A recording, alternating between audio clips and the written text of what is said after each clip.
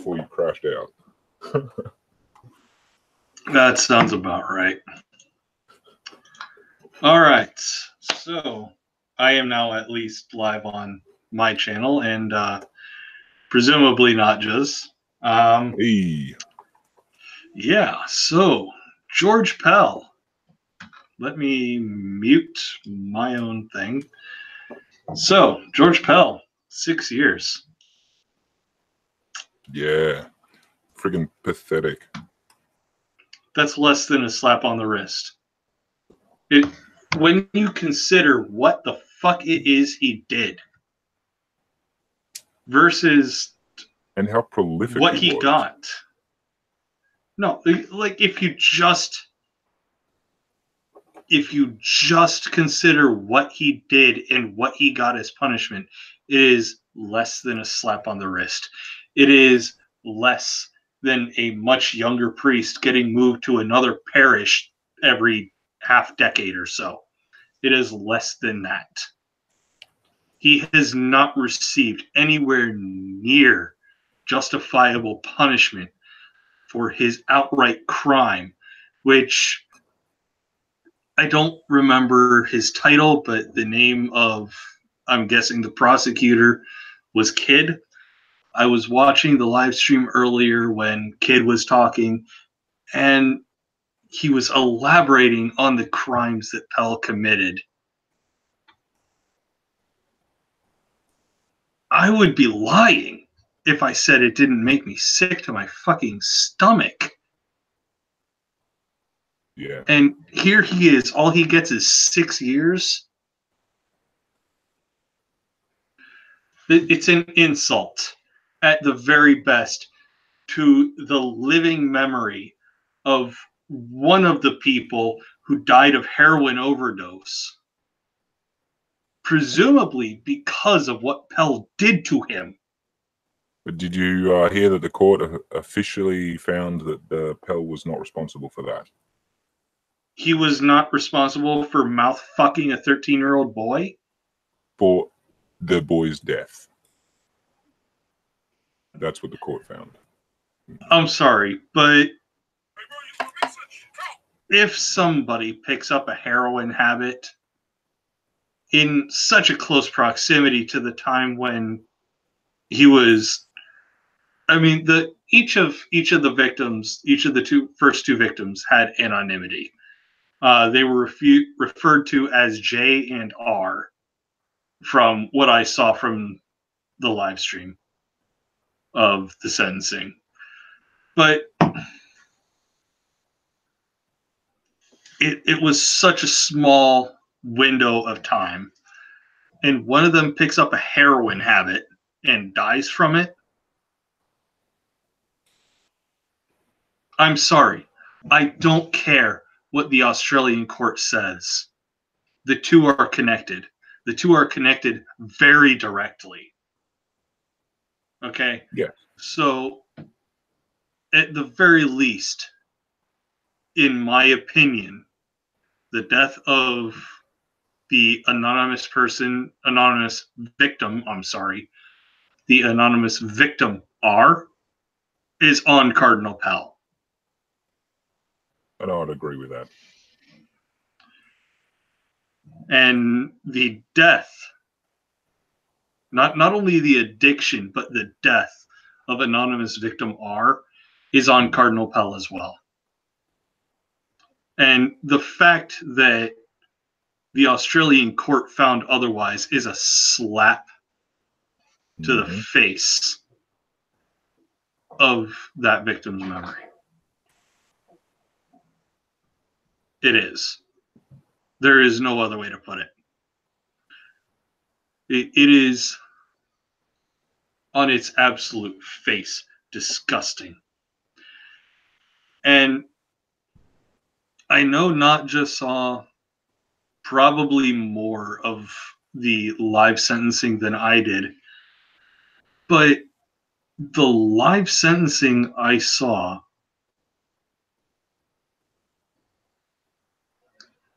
I can't even imagine having something like that happen to me. I literally can't conceptualize it in my head. And here we have this literally happening to two 13-year-old Australian boys.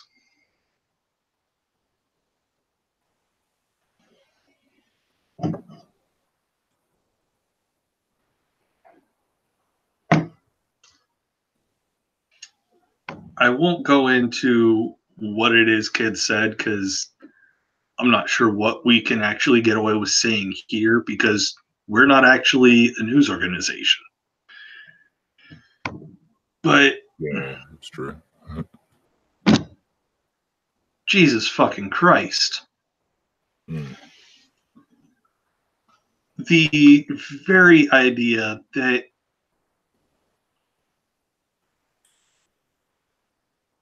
I'm sorry for all the pauses. I really am. This isn't normally me, No, but you're all right. Just consider for a second what happened. What happened to these two people? What happened to every other person that Cardinal Pell covered up? Mm-hmm. And that is a very long list. Well, yeah, because how long has he been a fucking cardinal in Australia? How long was he treasurer? Yeah, I'm not sure about cardinal and exacts, but I know he's been a very large sort of figurehead for a good couple decades. Because he was involved in the ones in the 90s, you know, like when that was the big thing was happening then. It was his was one of the big names, and yet he sort of slipped out of it as if he had no direct involvement and he didn't know anything about it. It's all bullshit. Yeah.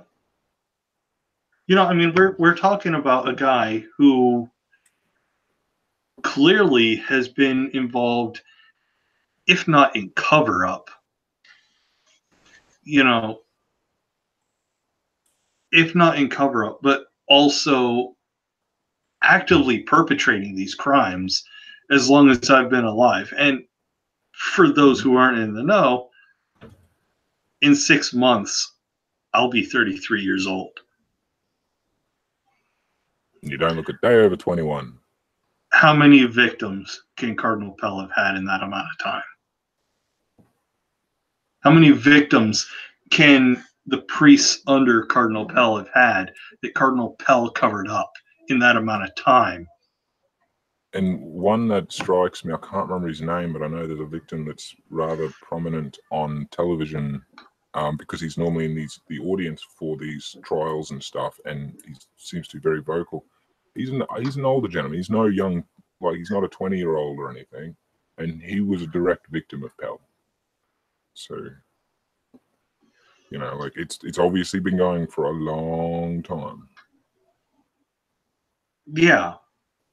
You know, and we're only talking about the modern sex abuse problem with the Catholic Church. We're not diving centuries deep. Okay, we're not diving into centuries. We're not looking back that far. We're only looking at people who are alive and maybe only double my age. This is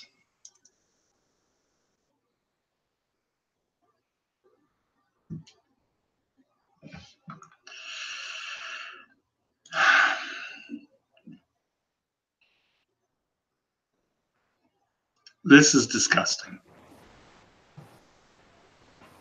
And I can't keep my frame of thought straight on this. Yeah, and I agree, because it is one of those things that it is so appalling. It's like a combination of things. You've got the expectation, as we've all gone in knowing his crimes, so pretty much being excited about the notion of his sentencing, expecting it to be right, expecting them to get it right. And so you've coupled the emotion of knowing about the crimes and knowing the details and it being in the public eye it's a very emotional thing inherently, given what happened. And so then when you've got that with the expectation being let down in such a what seems to be such a frivolous, like a pathetic move by our court systems, it's sort of hard to take all in one go. It's like it's a real punch to the gut. And I cannot imagine the emotions the victims and the victims' families would be going through. Because, I mean, yeah, as I said, like I think I mentioned before you came back, there'll be some sense of elation that he's finally, you know, being sentenced and he's getting some sort of punishment. But at the same time, it's going to come where they're going to not be very happy and not be very pleased with the outcome, because it's not going to be very long and he'll be able to get out. And he will get out. He will still be alive, unless worse things, and I don't want worse things to happen in jail. Like, I'd want him to be safe and live a very long life in jail. But that's not what's going to happen. He's going to live a couple years in jail, get out, probably on, what is it? I can't remember the word. Parole? It's not parole. Thank you. Yeah. And yeah, it's extremely frustrating. It is. One of the things that really actually that pissed me off the most with this whole set of circumstances was the former prime ministers who backed him as a character reference. I don't speak too frequently about our politics. I don't like to, you know, get too in depth about what our left and our right is. And personally, I don't, you know, care too much about whether they're left or right. It depends on the policy. I grew up with the PM John Howard. Like, that was one that he was around for a while, and you know, growing up in the country, you're ignorant to a lot of real life stuff. So he has a good reputation, and I've grown up with that. Despite learning things he did fuck up on early, you know. But that aside, even if he was a crazy right winger, I would never have expected him to have, as a former prime minister. This is like if George Bush was a character reference in court for Weinstein. You know what I mean? You would, no matter what you think of George Bush, you would never imagine he would do that. Like, that would just be never. Trump, yeah, I could imagine Trump doing it, but we're not going there. But you know what I mean? Like, that's the feeling I got when he came out and publicly defended him or his character, and it was like, what are you doing? What are you doing? You know, to me, that says you're in it. You're involved. You know about this. You're getting paid off or something, because you don't defend somebody like that otherwise. Even as a character reference, you say, oh, he's a good Catholic and blah, blah, blah. But, well, was he though? No, he wasn't. Yeah. Well, I mean, okay. I just realized my chat's not working. If you recall from when Mac and I did our video talking about Sex Abuse Summit at the Vatican just 2 weeks ago, if really even that. If you remember our video about that, the Vatican, like the fucking papacy, and you know, that very small enclave of people, they sent representatives. They sent, I can't think of the word. Shit. What, like people from the church? Yeah, they sent people from the church to represent the diocese in Pennsylvania. They sent people specifically to protect them. And you know, that tells me one thing and one thing only. The Catholic Church doesn't give the first flying fuck about justice. Never have and never will. No. The Catholic Church gives a fuck about protecting itself.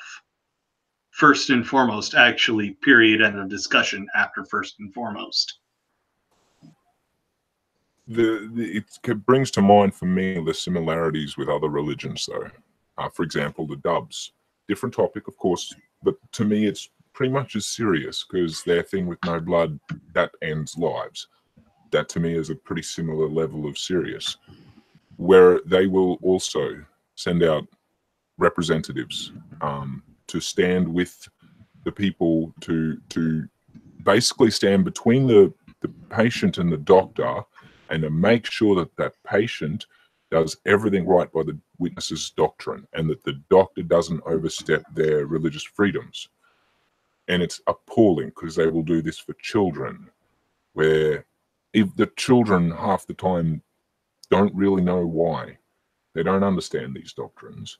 And there are cases where the doctor will separate the child from the others and just ask them, what do you think about this? Do you know what the repercussions are? Do you understand any of this? And all they can say is, talk to my parents. And what they say goes. You know what I mean? Like, it's that same, and then you've got the representatives in between to make sure that that little slice of doubt you might think of with that, that kid might not really know what they're talking about. Maybe they should get proper medical treatment. Like, the doctor is obviously thinking, right? They're obviously thinking that kid needs proper medical treatment. However, those representatives are going to stand there and refuse that on behalf of the parents, on behalf of the child. And it's the same level of callous bullshit, that they're there not to protect the family, they're there to protect themselves. I'm getting a bit worked up over that.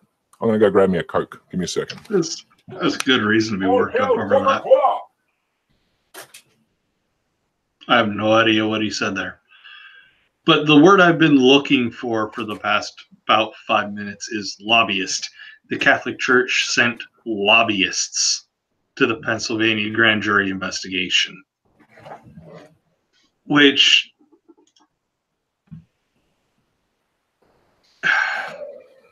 is disturbing. The Catholic Church sent lobbyists. The Vatican sent lobbyists to lobby for the innocence of all 200 some accused Pennsylvania priests. And this is just in Pennsylvania, 200 accused priests. In the last 40 years, did the Pennsylvania grand jury investigation cover? 200 priests. I'm curious actually to know out of how many in the area. Like, it sounds like a big number. And Pennsylvania is a big state. I'm not going to deny absolutely.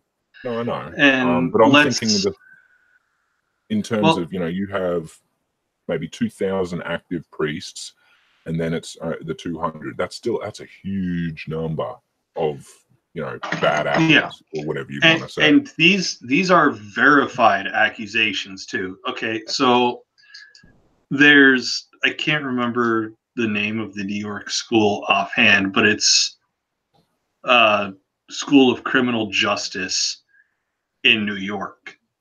They did a comprehensive countrywide study of the United States and found that, I don't remember, I really wish I remembered the number, but I don't.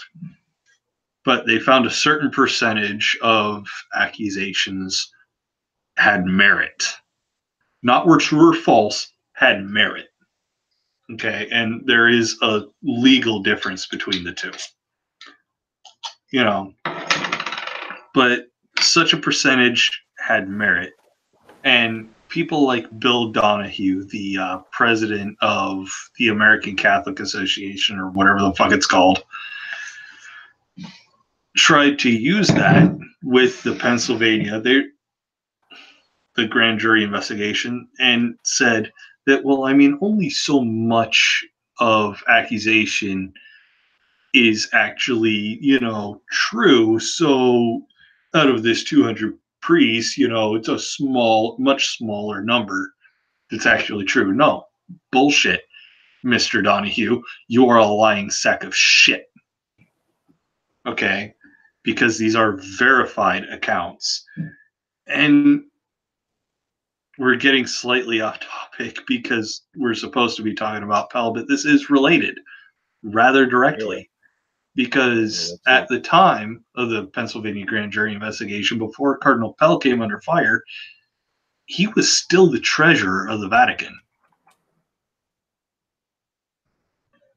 Cardinal Pell. My stream just dropped offline for a couple seconds. Sorry about that, everyone. Oh, that is my atrocious dropped frames. I don't know what. Like, I know,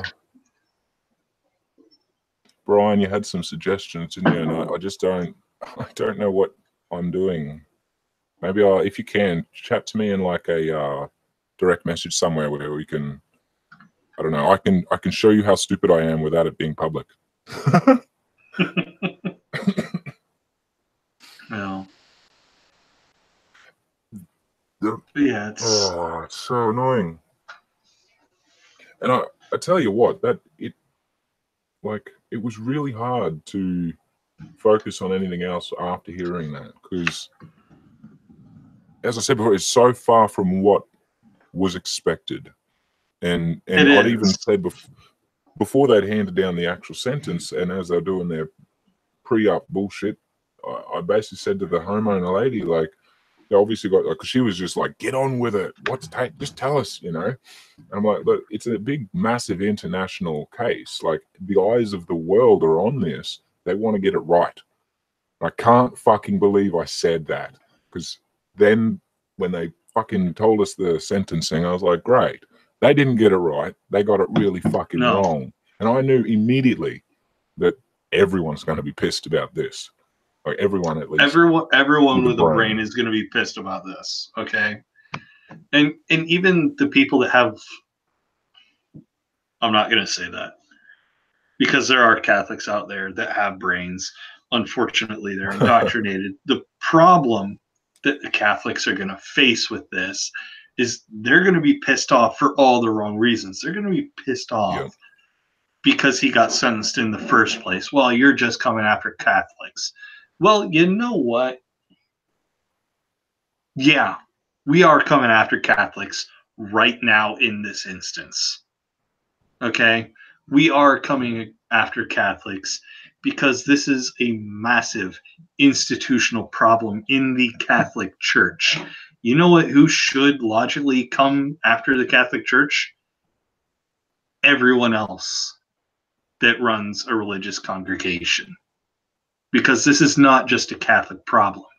But you know what? Right now we're talking about Catholics. Well, Bubs, that's half the reason why, because a lot of these other, especially Christian religions, hold Catholics to be especially bad. They will use that as their, advantage of their propaganda to, be this sort of Christian instead of Catholics. Catholics are the pinnacle of Christendom. But at the same time, a lot of these other religions do have the same problems, like you said. And so they have no interest whatsoever in making light of any of that, whether it's theirs or another religion. They would prefer it be hushed, because that's what they do. Of course it would. They all would rather it be hushed. The Catholic Church would rather it be hushed. But the problem is, in pretty much every known religious institution, this sort of behavior is hushed. Yes. Yeah, and that's why I say the next logical step is everyone else. It's not only hushed, but it's also propaganded, be it good or bad. So, for example, you'll have basically Catholics who will completely refuse to believe that any of that is true. That he's being taken down for some other bullshit, that they just couldn't get him on, and so this is what they're going to throw at him to slander his name and slander Catholics and all that. It's the same thing I'll refer to with Jehovah's Witnesses in Russia at the moment. They're being arrested and tortured. And that's not like they're hushing, they're quietening the real reasons. And they're obviously just focusing on that, they think we're a terrorist organization, but we're a peaceful, loving religion, God faithful and all that crap. But they will propagate it to their own flock as martyrs, as they are the heroes. They are the people you should be like. You know, it's like the kids with no blood. They show off those kids that died because they were refused blood as martyrs, as heroes, as something for the young kids to be like. You should be so lucky to die for God. You know what? I'm going to say this, okay? You know, if the Catholics or the JWs are actually peaceful by my standards, by which I mean they don't propagate hate, they don't propagate the idea of bigotry or discrimination, I will invert this pair of scissors so the sharp ends are on the outside, and I will go to town on myself. Okay, I will fucking do that. The day the Catholics or the JWs meet my definition of the word peace, okay? But it'll never happen. So I guess I'm safe. I couldn't help but think that, wherever you were going with that, I just couldn't stop picturing you taking those scissors to your beard, and I was like, anything but that. Oh no, I would never do such a thing. I was talking about my bum. Yeah, I know. I had a feeling, but because I was obviously looking at your face and the scissors were there, I was like, you know what I'm going to picture. But okay, so let me put it to you this way, right? I was recording a video for Thursday with the Bible Belt Atheist, and during one of our breaks, I saw the link to Cardinal Pell's sentencing, which was, you know, the final sentencing, you know, the he only spends 6 years in prison. If the Bible Belt Atheist were here right now, he would tell you exactly what my reaction sounded like. I was fucking furious when I saw it.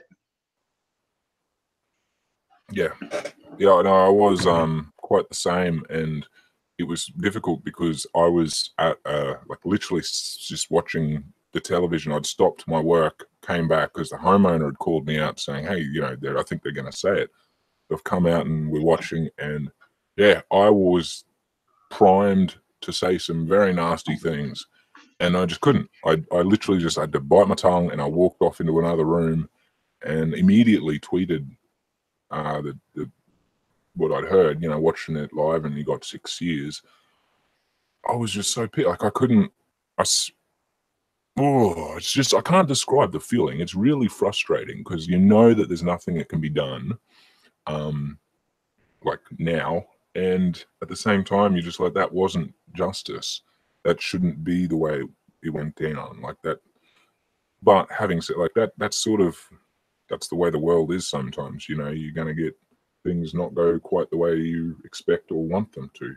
After all, you guys do have an orange weirdo as president. Yeah, and as you very well know, I'm particularly proud of that. No, but I mean, this verdict actually has me wanting to do something. It actually has me wanting to go to church on Sunday and record the whole hour and whatever it is now, because I haven't been to church in years, and see what it is my local church has to say about Cardinal Pell, because I am almost certain it will come up. Yeah, that would actually be fascinating to hear. I'd even be curious to know what people here, the local Catholic churches here, feel about it. One, this is pretty random, but one article I read before the sentencing came down was written by a Catholic lady who was confused by the people who are in his defense. And she was basically standing up as a Catholic going, what is, like, I'm ashamed of my church. I'm ashamed of the people, you know, who are defending or trying in any way to, you know, pretend he's a decent person, or, you know, all this sort of stuff. And, you know, it wasn't too in-depth. It was religious, sure. But it was at least somewhat nice to see that, yeah, there are still some out there with just, they're humans, you know, like they're at least got human morals still, generally speaking. It was nice to see that not all Catholics were trying to defend the situation or hush it. Because that's something that among witnesses you would get they would, if they're told to hush it or if they're told not to listen, that's what you get. You don't get many that, you know, the moment they start doubting that, they're already coming out like they are fading. You know, they're no longer really going to be a witness. Yeah. So what I'm actually looking up right now is it's a video of mine. It's my video talking about the Sex Abuse Summit that I worked pretty fucking hard on with Gray Skeptic. And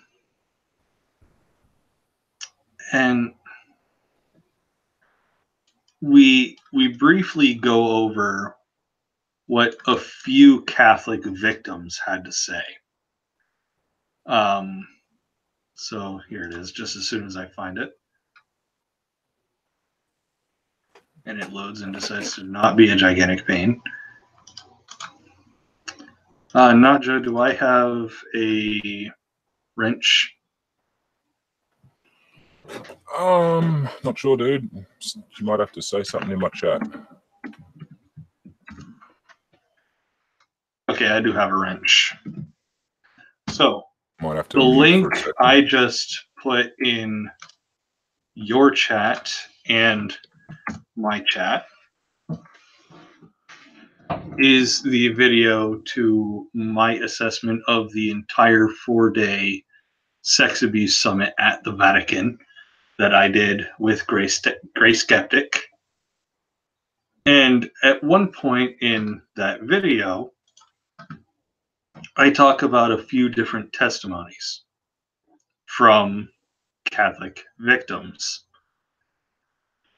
And just as soon as my computer decides to cooperate, I'm going to actually give you a couple of those testimonies.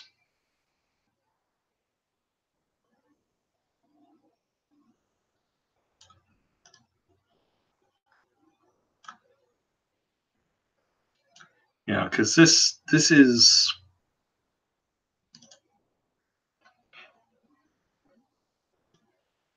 absurd what the Catholic Church has gotten away with.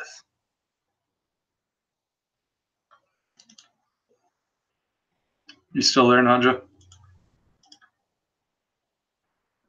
Sorry, I had to mute for a little bit there. Okay. I thought this had frozen. Yeah, sorry. Fair enough. I'm having trouble with my thing. I'm trying to get the chat bot to work, and it's just not doing what it's meant to do. I got the little purple box beside me in the screen where the chat's meant to pop up, and it's just not working. It's just not doing what it's one of them days, I swear, hey. But oh well, we'll have to live with it for now. It is one of those days. So I have it pulled up now. Here is a few things that people who came to protest on our side of the Vatican sex abuse scandal in Rome had to say. Alessandro Battaglia said, "I've been waiting for 7 years. Others have been waiting for much longer. After 4 days, we get a piece of paper full of banality, and this is the church in which we're expected to believe. We are very disappointed." Francesco Zanardi said, "We're being taken for a ride. We expected a concrete response, but nothing useful has come out of this. In this speech, the church makes itself out to be the victim, but we are the victims." Then there's Peter Eiley. "A child will be harmed today due to what the Pope didn't say today. What he's actually saying to all bishops is to keep on covering it up. He talks about families. Well, he is protecting his family. Why can't he enact zero tolerance into church law? He has the power to do that. The problem is his internal conflict. does he protect the priests within his family or the victims of abuse? And here's something formerly Father Alberto Athi had to say. And this is a guy who left the priesthood after he reported sexual abuse to his bishop, and his bishop told him to shut up or leave.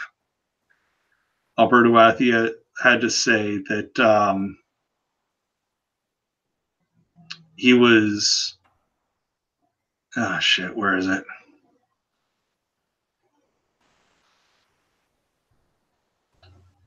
So no, okay, I don't have this quote for some reason. But essentially, this is a guy who left the priesthood because he was ignored by his bishop when he tried to report sexual abuse. Those are just a few of the testimonies that the news media got.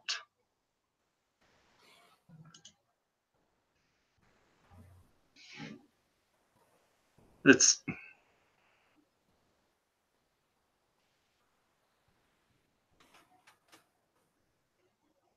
really incredible. Man, fucking the amount of coverage that the church has. You know, it's really amazing. I'm sorry to cut you off. I really am, but no, you're right. I jumped in. You know, there are conservatives in this country and even religious liberals that will say, well, I mean, you go after Christianity so much, why don't you talk about Islam? Well, Islam is almost as big of a problem as Catholicism in the world now, isn't it? Absolutely. You know, Islam is just a little tiny bit bigger. You know, they have 0.6 billion more people following, and that's Islam overall, not a specific set of Islam or sect of Islam, whereas the Catholics have about 1.2 billion people worldwide. Okay? So the Catholic Church has 1.2 billion followers worldwide. Islam in all its various denominations has 1.8. So you tell me which is actually bigger, the Catholic Church or any given sect of Islam. It's the Catholic Church by a fucking 1,000 miles. It's not close. You still have to agree that that's not necessarily the measurement that they are judging it all on, by what is more, you know, like no, it's whataboutism. Absolutely, it is whataboutism. But at the same time, I feel like some people, like for example, somebody might have grown up in a more Middle Eastern area, they're more suited to being able to, or not Middle Eastern, sorry, a Muslim area, wherever that may be, they'd be more suited to be able to come back at Islam in their own way, like in a way that you, coming from being a Catholic, can come after the Catholics, like me, as having been a witness, can come after the witnesses. So look, at the end of the day, if somebody says that to me, I could understand where they're coming from, in that that's just something they're wanting to focus on, like that's their deal. But well, my thing though is I didn't come from a Muslim background. It's not my place, even though I agree that there are problems and it could be bigger, smaller, whatever. But that's just not my place in the world. I have my focus. You know, if you want going against Muslims, or so to speak, you would go for Armin, for example. You know, he's got one of the best reputations, in my opinion, of being anti-Islam in a peaceful way. That's somebody I would put, like, I'd go, look, if you want that, there it is. That's not to say, you know, I have to do that or you have to do that. You know, so there are ways around it without just going, oh, well, that's whataboutism. You know what I mean? Yeah, but that's the biggest argument, okay? You know, that's trying to inject an entirely different argument into a discussion. Yeah, we can talk about Islam. Fucking fine. Right now, we're talking about Catholicism. So let's talk about Catholicism. And that's where, or at least in my opinion, where I'd say the old phrase, what's that got to do with the price of eggs in China? Like you're bringing in such a random topic. What the hell has that got to do with the situation that we're talking about? Yeah, you know, like, it has nothing to do with it. We have focus on talking about this, and then on another day, if you want a discussion on that, we can have our focus discussion on that. But for now, there is no advantage to going, you know, oh, what about this? And if you're talking about this, then what about the price of eggs in China? Who fucking cares? No, you see, like, that I'm gonna disagree with you there. You know, it's a fantastic way to deflect from the conversation, because while people like you and I aren't going to be fooled like this, and while people like you, I, and the vast majority of the people that watch us and take us seriously aren't going to take that seriously, the mainstream media is going to take that seriously every day of the week, particularly the more conservative media. They're generally not actually about serious content, though. You're talking mainstream. No, but they're the ones that are taken seriously. It's sadly, people like us that aren't taken very seriously because, well, we're not mainstream media. And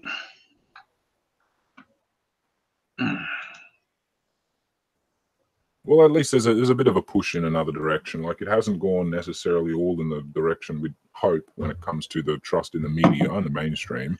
However, there is at least a strong push away from the reliability of mainstream, which at the moment is helpful for our cause in a possible way. Like, you can look forward to going, well, it leaves this door open, whether we can manage to push our way, especially as the internet media, to push our way onto this stage of reliability and validity that mainstream have. It's still a question as to how it all pans out. But at least the distrust in mainstream, and rightfully so, whether that's led people to go online and find more reliable sources or just find ridiculous sources, both are true. It's just a matter of where, how much of a reliable thing we can push online while we're in this sort of middle ground. Because ultimately what we don't want is for this to, in the next couple of years, end up having a mainstream politician bringing back the, trust in mainstream television and news media, because then it'll close the door on the internet's ability to push themselves as a valid and reliable source, or in our sense anyway. I had a few things, going back to Cardinal Pell, I had a few things I'd popped up. I actually wanted to basically just say, and so people get an idea of what we're actually talking about. And I also do have the population stats for the Catholics here that you awesome. wanted. But basically, this is a sentence breakdown for Pell. So he's got charge 1, an indecent act against victim R, 2 years and 6 months. So for this one indecent act against the victim, only 2 years and 6 months. Charge 2, sexual penetration against victim J. Specifically, under Australian law, as I understand it, sexual penetration of a victim under 16 years of age. Yes, of a minor. This is the one, like, I mean, there could be nuance to some of them that you're like, whatever, it could be argued, whatever. This is the one that really struck me. 4 years. Are you fucking kidding me? Only 4 years for sexually penetrating a minor. Which victim was this, R or J? J. J? It's unbelievable. Like, Charge 3, indecent act against victim J, where Pell touched victim's genitals. 2 years and 6 months. I mean, how fucking backwards ass buckety is that? Like, charge 4, indecent act against victim J, where Pell touched his own genitals in victim's presence. This is the one where they've decided, you know what, it's not even long enough to say years anymore. 15 months for what I'm assuming by the sounds of it is masturbating in front of a kid. Charge 5, indecent act against victim J during the second episode 2 months later. So he's done the same thing again later. 18 months. What's that, like 1.5 years or something like that? Yeah, 1.5 years. Fucking hell. That's absolutely disgusting. Let's take a quick break from the charges against Pell and just remind everybody that Cardinal Pell was the treasurer of the Vatican while he was Cardinal of Australia. Okay? This is a guy who had the ear of a pope since Pope John Paul II. Now, I don't know how well most of you remember JP2 because, well, it's been a pretty long time. I mean, I was pretty young when John Paul II kicked the bucket, right? Yeah. You know, I was still in high school when John Paul II stopped being a thing. Then it became Benedict XVI. Oh, God, I remember that. That guy, I never liked the look of that guy. Like, he just has evil face. Resting evil face. And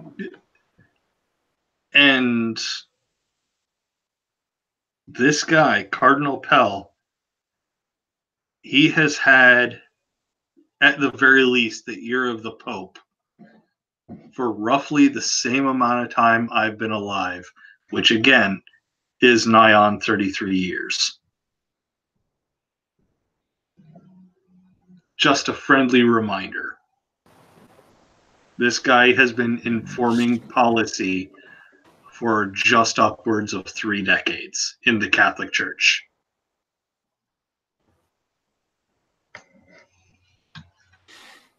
And that's another thing, yes, is because this is only talking currently, what was it, 2 or 3 victims directly, and there are only 2 named here, or named J and R.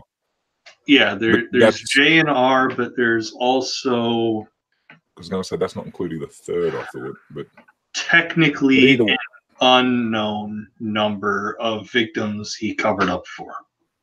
No, well, this is what I'm sort of getting to, is that either way, this is just one count, one case. And there have been many other cases. There have been many other reports. There have obviously, as you say, been many other cover-ups. And to have such a record and to be able, like, it sort of has to be a way set up in a way that this is very easy, because it seems like it is a regular thing. Like, it's not like it was a, you know, secret naughty thing one time and, you know, it was all hidden. It seems to be somewhat brazen, sorry, and like out in the open almost, but it's still held secret within the church confines. So what confuses me is, after all these decades, who in their right mind lets their kids go near that person? I could understand if you still trust your priest and you still trust your church or whatever, like, as a religious person. But if you were facing Pell as your, you know, as you're going to, you know, hand your kid off to religious school and he's there, who actually would do that? We have known about this guy for decades. I cannot fathom a person who would be so ignorant and to the obvious facts that they would still let their child go to be in his hands. I can't understand. I don't blame them if they don't know or whatnot. That's not necessarily, it's not their fault at all. They shouldn't have to worry about that. But I can't understand, like, if I knew about this as a kid in the 90s, you know, and this was just a common thing with the Catholics. I mean, granted, I didn't know about the JW, so that goes in hand there. I'm going to have to mute, though. Right. Well, while not just muted for just a second, I want to talk about, real quickly, the different things that are trending on Twitter. Right now, Odell Beckham Jr. is going to the Cleveland Browns. Who fucking cares? Something about the New York Giants. Who fucking cares? Oh wait, that's Odell Beckham again. I saw The Browns Harris. are trending again. Once again, that's Odell Beckham Jr. And The Bachelor is trending. There's not a goddamn word about this trending on Twitter. I feel like we're the only ones talking about this. Before you jump onto that, I'll correct you in a second, because the trends are personalized, and the Pell thing is my #1 top trending on my side. I don't follow the New York Giants or the Cleveland Browns, so no. Well, I was going to ask you about that. I definitely don't follow The Bachelor, so I'm real curious. Crane had virtually the exact same Twitter thing as you've just described, and like it was every single one was about the Browns and about that whoever the hell that person. I don't know. Beckham Jr. I hate myself for knowing that.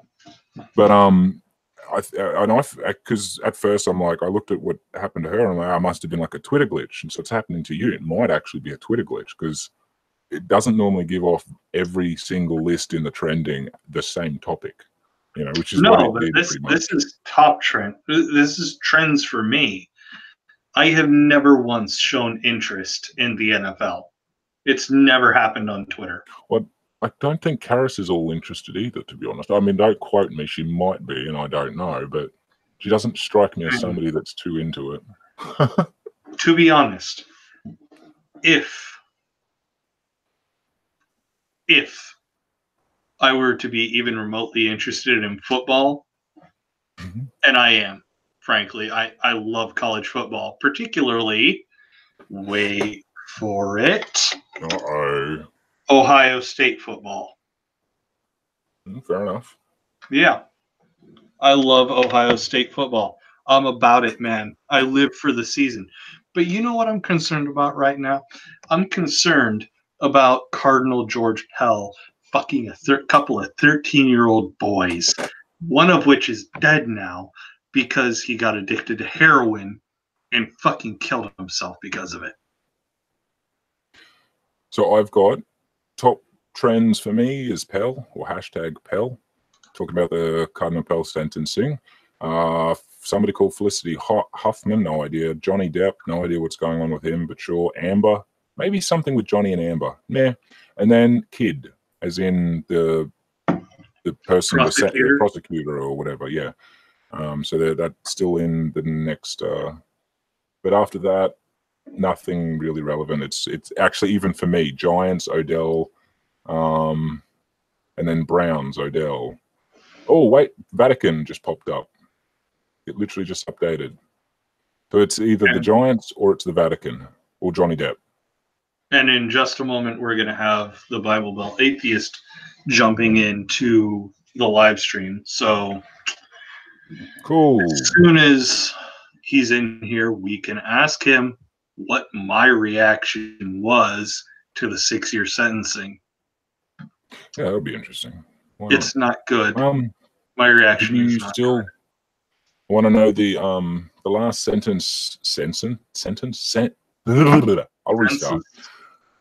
The last census. Catholic population of Australia. Yes, I definitely want to know. We have on record 52% of Australians classify themselves as Christian, 22.6% identifying themselves as Catholic. So that's 22.6% of the 52.1%.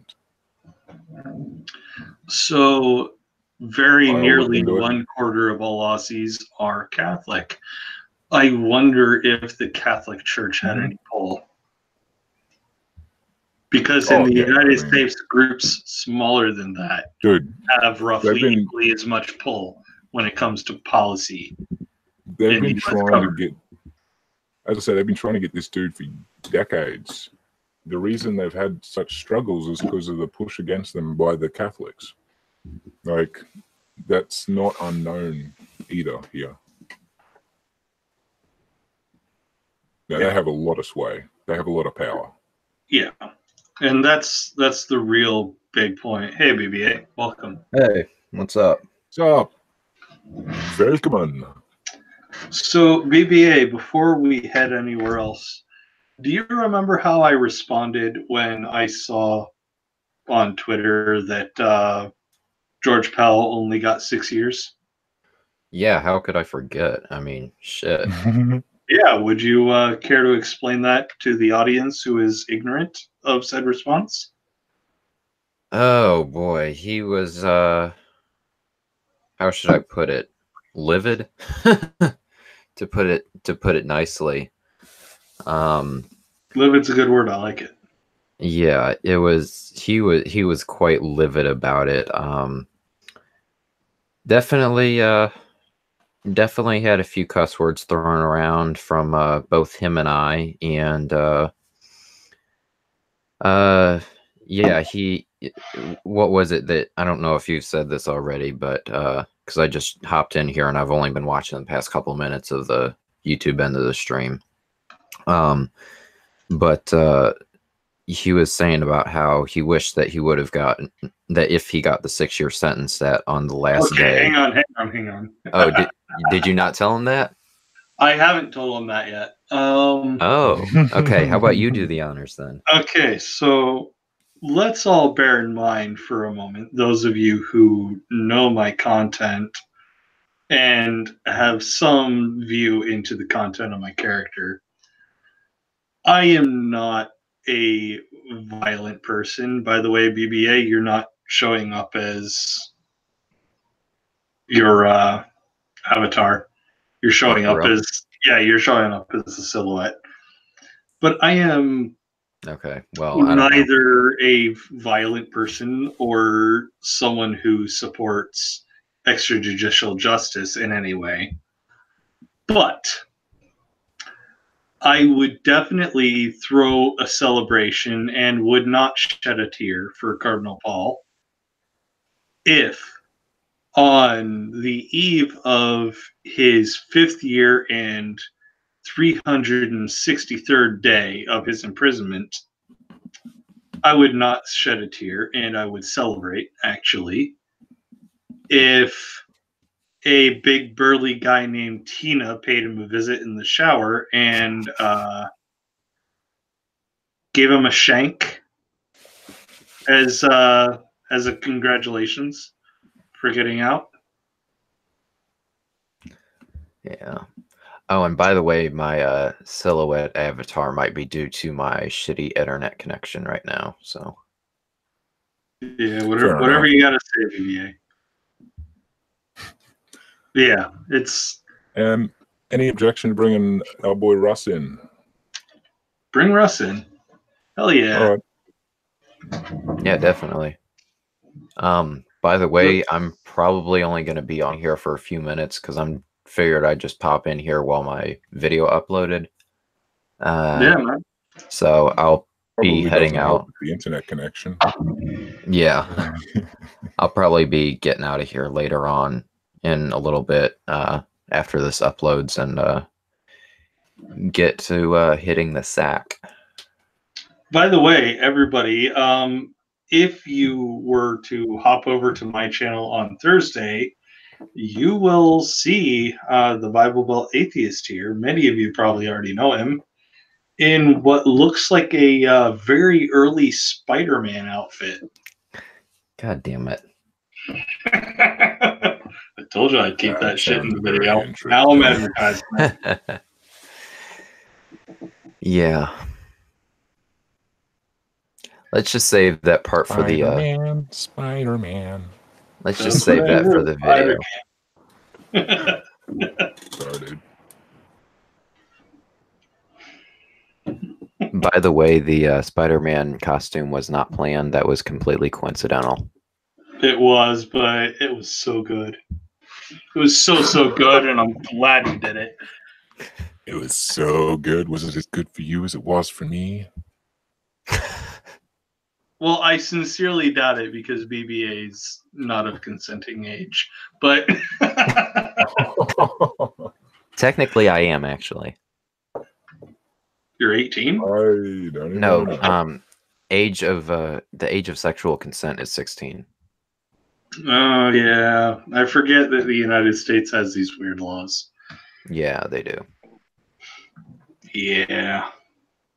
Now, where is Well, the let's damn video? move on from that awkwardness.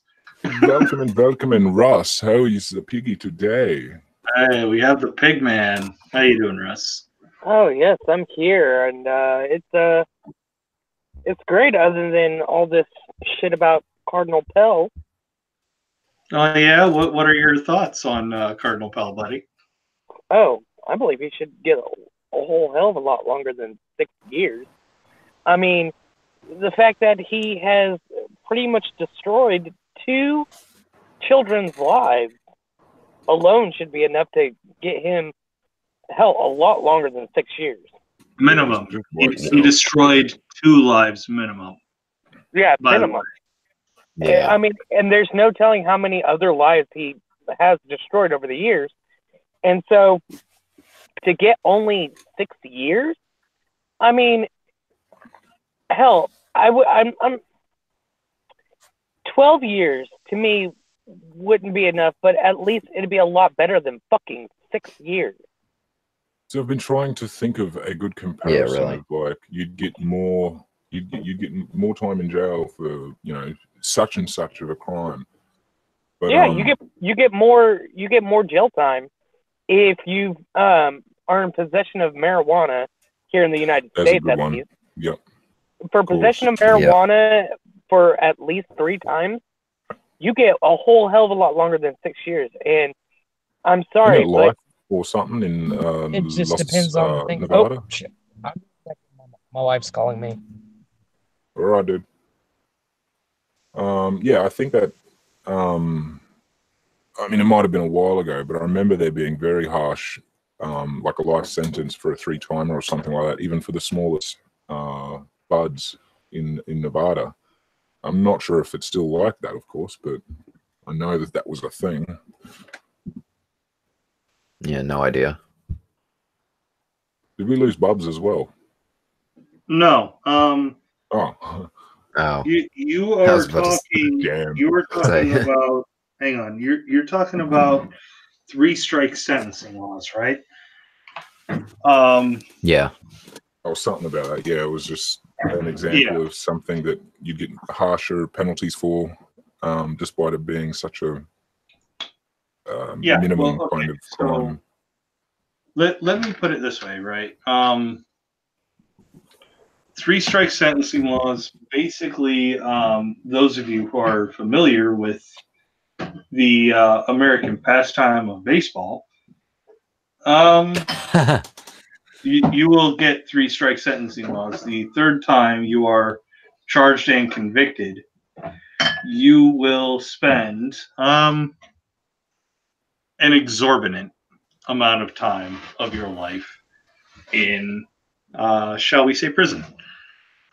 And by shall we say prison, I mean prison. And those of you who have seen the movie Office Space will understand this. Federal pound me in the ass prison. It's one of my favorite movies in the world. It's a great one, but it's a digression. It is. So, Cardinal Pell, right now, for decades of cover up of not only his own sexual abuse of underage people, because this is more than one person who has been victimized by him, the cover up of people who have been victimized by other priests under the charge of Cardinal Pell. The fact that overwhelmingly Black Americans spend time in prison greater than the amounts that Cardinal Pell has been given for literally destroying lives. Let's not forget that the victim known as R under the Australian court system is now dead. Let's not forget that part of Cardinal Pell's sentencing for a now deceased victim who is almost certainly now dead as a direct result of Cardinal Pell's actions. Cardinal Pell is now spending less time in prison than your average incarcerated black man in America. Yeah, really. It's sick. It's almost like American mandatory minimum sentencing is racist. Almost, but definitely so. Sorry, I zoned out for a second, but I was still listening. So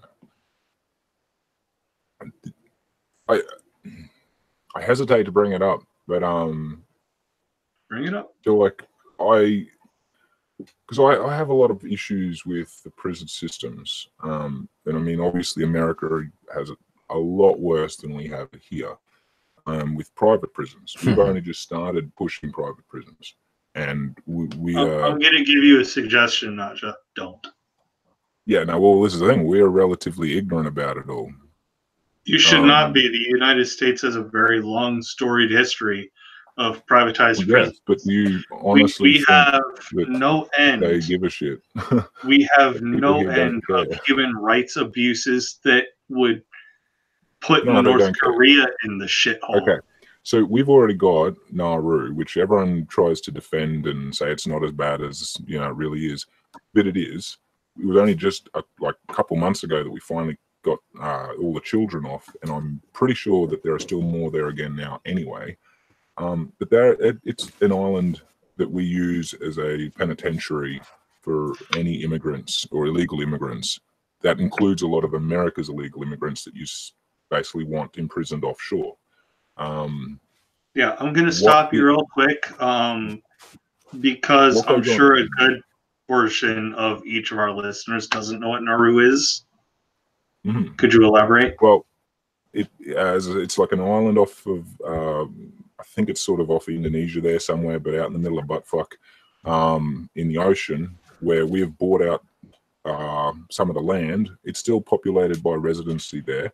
We bought out some of the land and use it as a penitentiary, a lot like Cuba has Guantanamo Bay, whereas ours, it's a much smaller island, and you really, you can't get off and run to the rest of Cuba or anything like that. But I know you can't do that in Guantanamo either.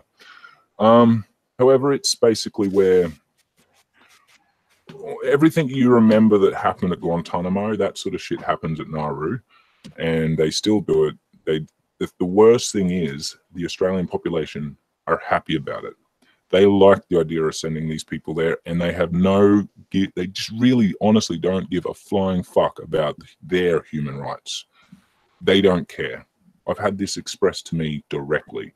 They deserve to be there, is what is basically the sentiment. So no, you're telling me we should learn from America in private prisons? No, these people like that. It's scary, and because I have someone. Sorry, Naja. I have someone in my chat right now saying, "Call Nauru what it is: a concentration camp, not an extermination camp, but a concentration camp." Yes. The idea is that they're just left there. They've been, they just get left there and forgotten about. The government does not have any interest in actually trying to find a solution. If they can get them kicked off and sent back to another nation, that's what they try and do. But otherwise, they just leave them there to die. Even like we've had people, like kids. I think it was just a couple of weeks ago, or again a couple of months ago, because it made the big hoo-ha that the Australian people finally went, "Hey, wait, you shouldn't have kids on the island." But we had kids that died because we refused to give them medical treatment. And the practice is meant to be that anyone with any form of life-threatening or serious health issue in any way, they will get flown to the mainland for a proper hospital, proper treatment, and then they can get flown back. That shouldn't be in question. But the thing is, the people that are actually there at Nauru, they don't give a fuck. The people that meant to be guarding these prisoners, they don't give a fuck. They don't care about them. They're just waiting for them to die because they want their paycheck, and that's it. you know, it's honestly one of the world's worst humanity crises that we basically, as an Australian people, that's what we chose and we're happy with. Now, I'm not happy with it, obviously, but over here in my live chat, Mark Caesar says it's hard to actually understand how bad it is on Nauru. We were lied to hand over fist when they first started using Nauru. But again, it goes back because we didn't look at the, you know, what had happened in America. We didn't learn from the mistakes. And it's just that same cycle that we go through. And it goes back with prison systems. The reason I brought it really up is because we've got some pretty nasty shit happening, and it's only going to get worse, and it's just becoming privatized. And the issue is, with the laws not really getting updated to properly suit who goes to prison and who doesn't, and what the sentencing is for them, you end up with an overabundance of prisoners going in for anything and everything because it's all about profit, not about justice. And not only that, but you also are definitely going to experience increased recidivism, which means people you already have in your prison system 2 years from whenever it is they get out, say hello to them again. They get to say hi to all their friends because they're back. Quite frequently, this happens to young people who, like if, for example, a young person, a teenager, ends up doing a crime that they deem to be placed, they're deemed to be placed into a prison. That is a revolving door effect where they basically harden themselves to prison life. They get used to it. They find ways to make money outside of the norm because now they don't have the option of, when I get out, go get a real job, because they can't anymore. You've locked off of all their opportunities for any legitimate way about life, and so you basically give them no option. Like, and that's, well, I mean, okay, so that should be one of the biggest to make money. That should be one of the biggest lessons from the American prison system, is that they're not really in any meaningful way directed at rehabilitation. All they're going to do is create better criminals. No, they were not designed for rehabilitation. That is absolutely just correct. And that's not a problem. What they were designed for.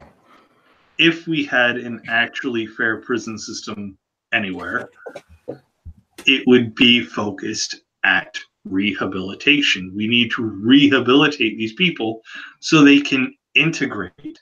You know, that big right-wing bitching point. Well, I mean, these people, these immigrants, aren't assimilating into society. Well, okay, we need these prisoners, these inmates, to assimilate into society. And, well, the U.S. prison system is kind of fucking everybody in the ass because that's not happening.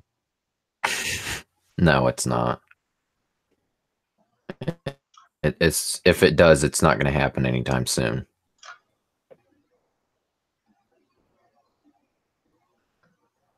Yeah.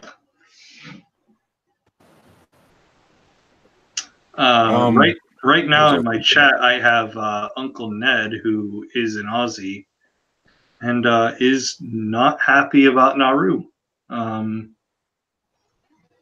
Apparently, boats heading to the mainland get turned around and sent to Nauru. Yep. Absolutely. Well then.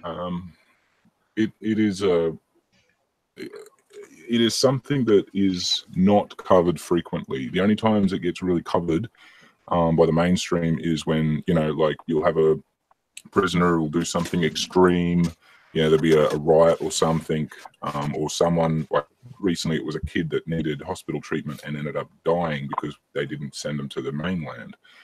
But even in these cases, even in the case of the kid that died, there are still a lot of people who unfortunately just think they deserve that. They shouldn't have come in the first place, you know. And I remember they were calling them economic refugees. They're not even real immigrants. Well, I mean, you call them economic refugees if you want. That actually is perfectly fine, It's even by me. But accurate. these people are refugees. But You they need use that you need term to make it. accept them at your borders and treat them like proper refugees. Okay.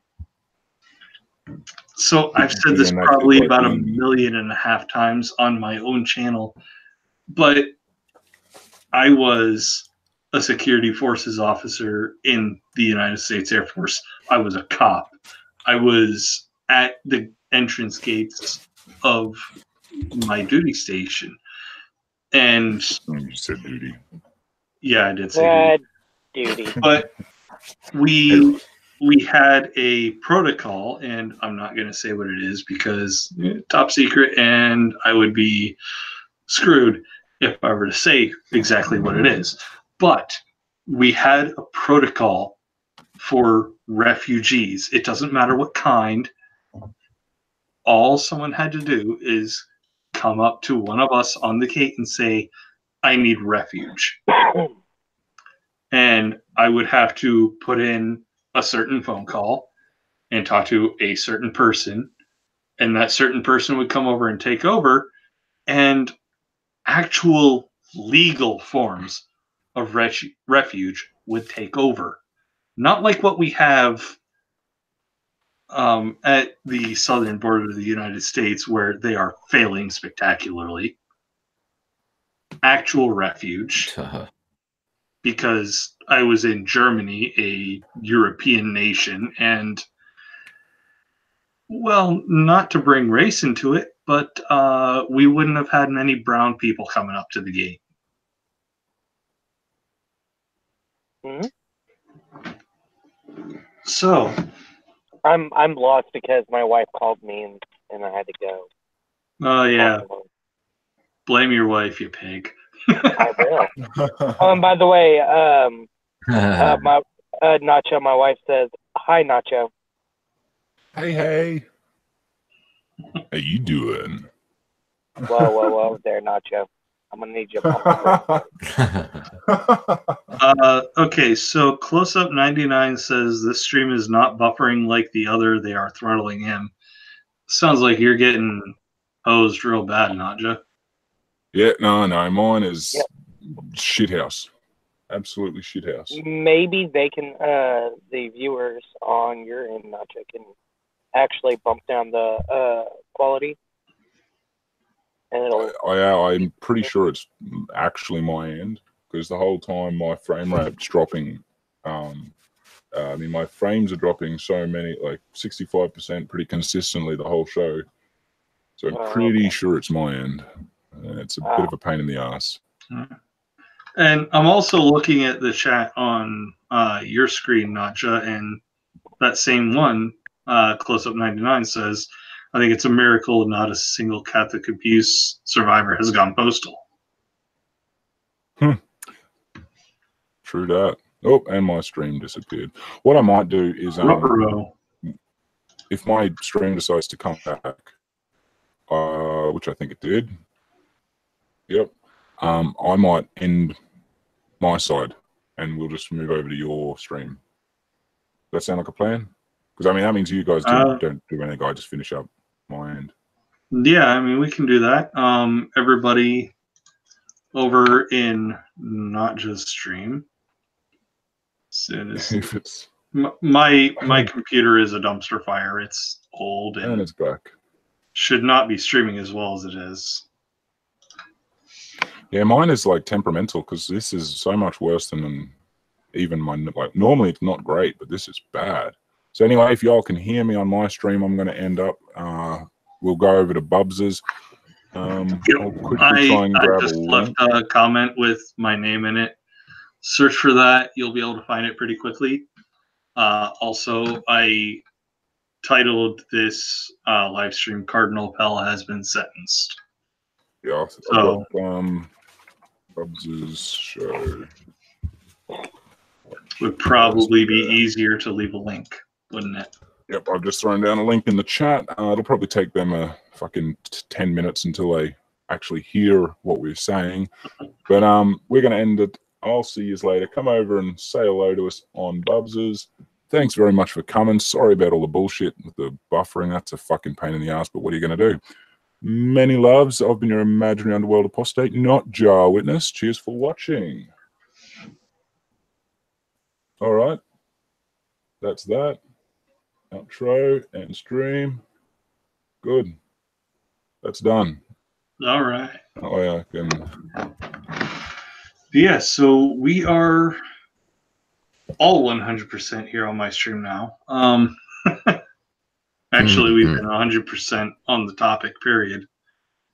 But yeah, let's cycle on back to Cardinal Pell and how his sentencing is bullshit.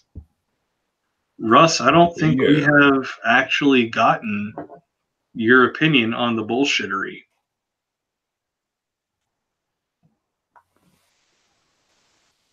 You there, Russ? Yeah, I'm still here. Pigman, what is your opinion on Cardinal Pell's sentencing?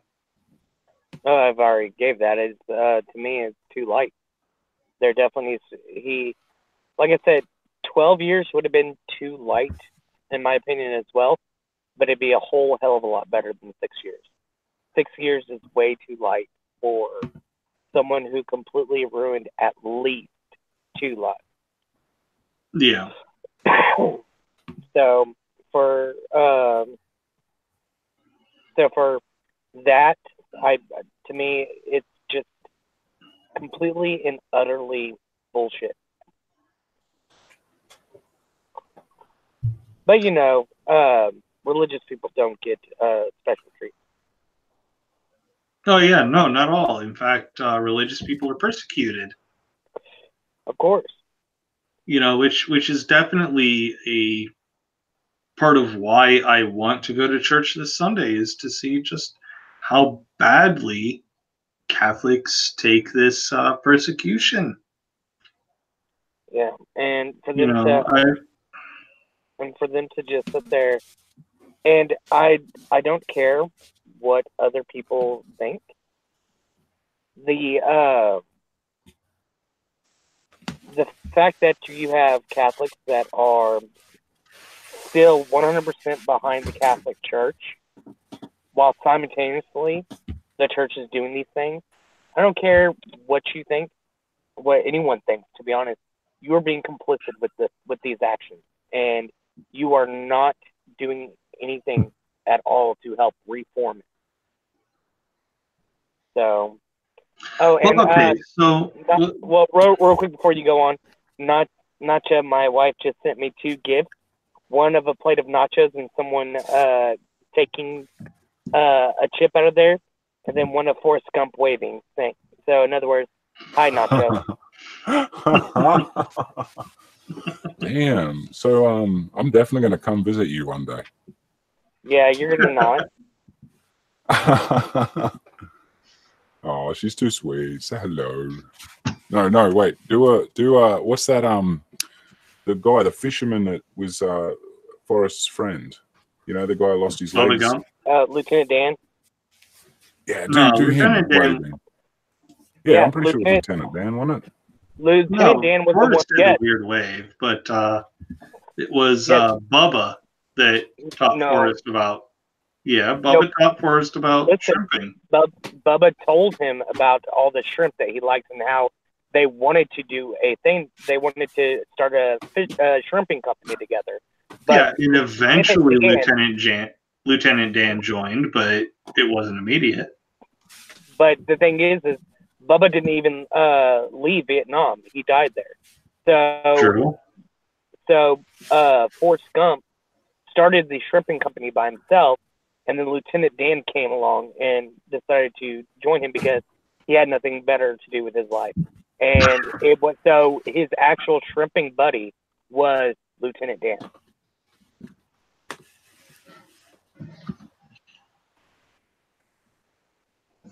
Trust me, yeah, I know my Gump trivia. I know my Forrest Gump. I'm not going to joke about why. I may not be a smart man. It's a good movie. Like, it's a hilariously bad movie as well, but it's a good movie. Oh, I Forrest enjoy Gump's a watching it. good movie, dude. What's wrong with you? Yeah. But No, well, Dad, why horribly ice bad?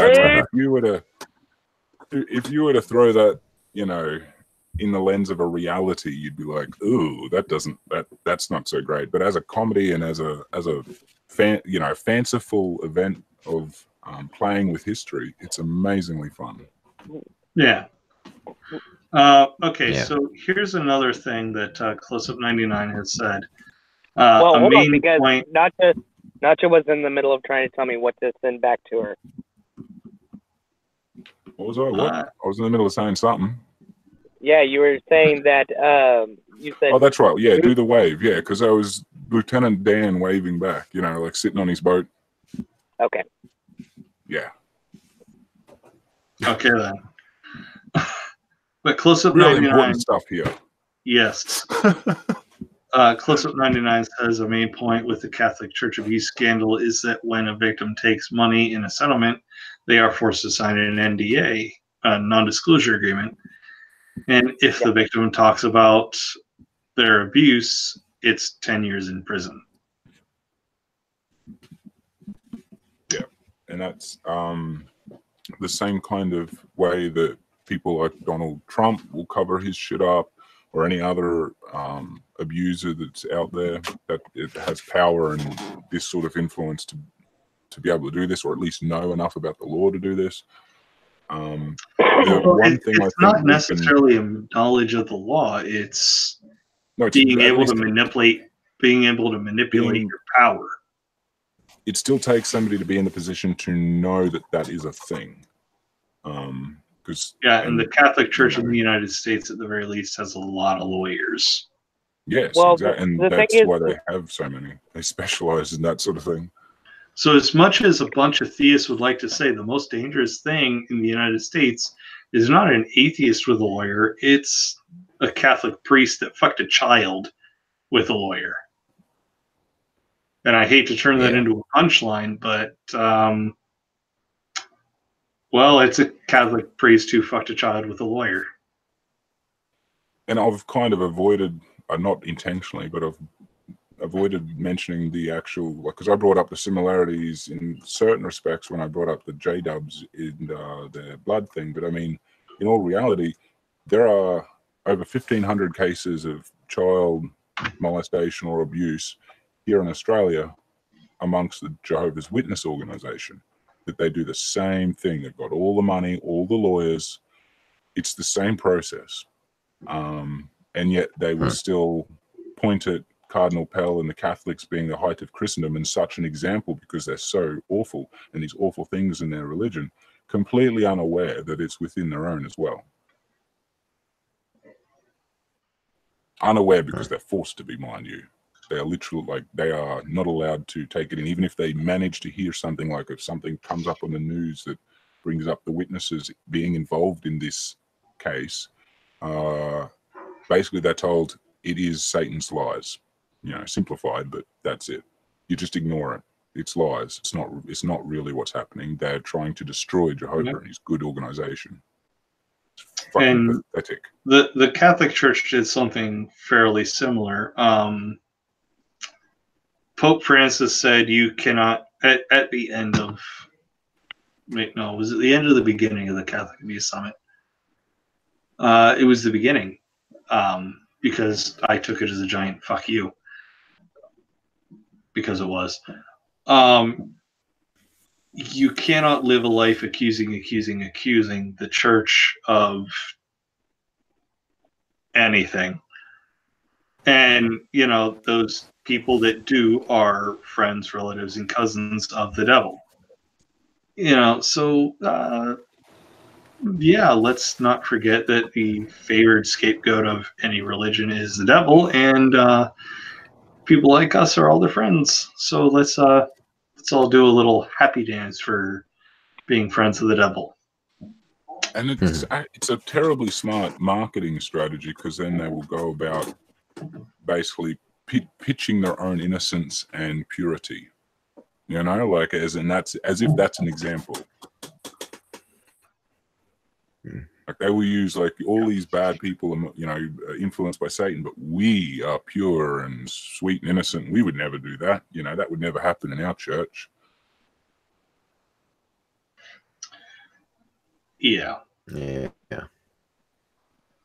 Well, on that note, right quick, I've got to head to bed. It's 20 after midnight here, and I've got one last hour of sleep, and I've got to get up for school in the morning. So, with all that being said, I will see you guys later.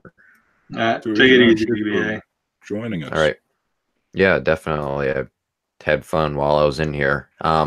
By the way, I got a video coming tomorrow on my channel, 4 p.m. Eastern Standard Time, so definitely check it out. Awesome.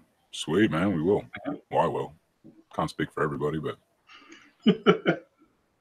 All right, I'll see you all later.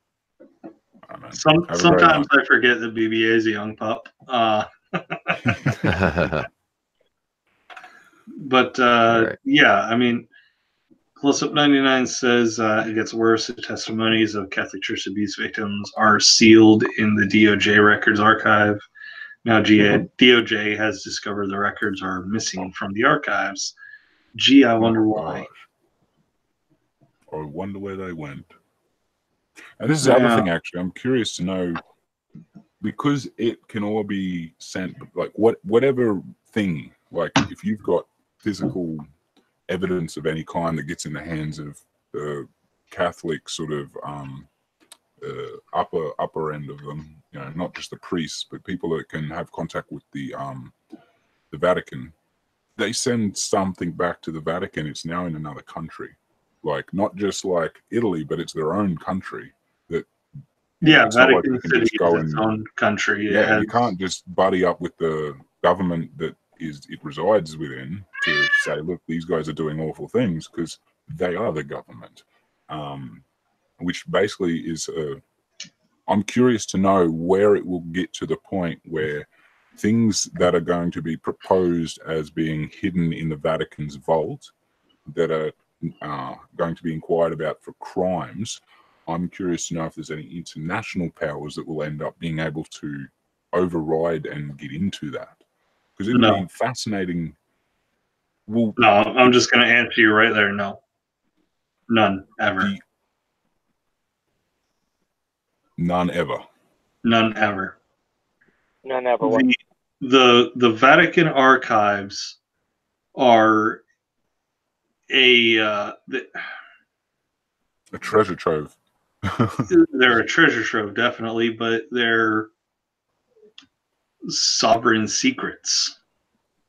You know, and considering it's already pretty hard to get into the Vatican if you're, you know, not already on the short list of people that can get in. Of the entire country, basically.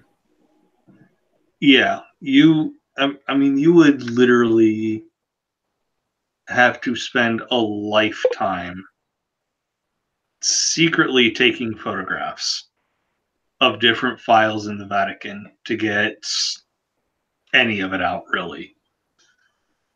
You know, and it would just be such a monumental project. You know, so the idea that, you know, outside the collapse of the Catholic Church and, you know, say people like us taking it over, there's no chance that those records survive, because if the Vatican falls and if people like us don't infiltrate first and take over the archives, you know, those are getting torched. You know, so it's never going to happen. They guard their secrets too closely. It just won't happen. Yeah. Make for a good Oceans movie, though. It would make for a really good Oceans movie, but sadly, it'd just be fiction. Well, as all the Oceans movies are.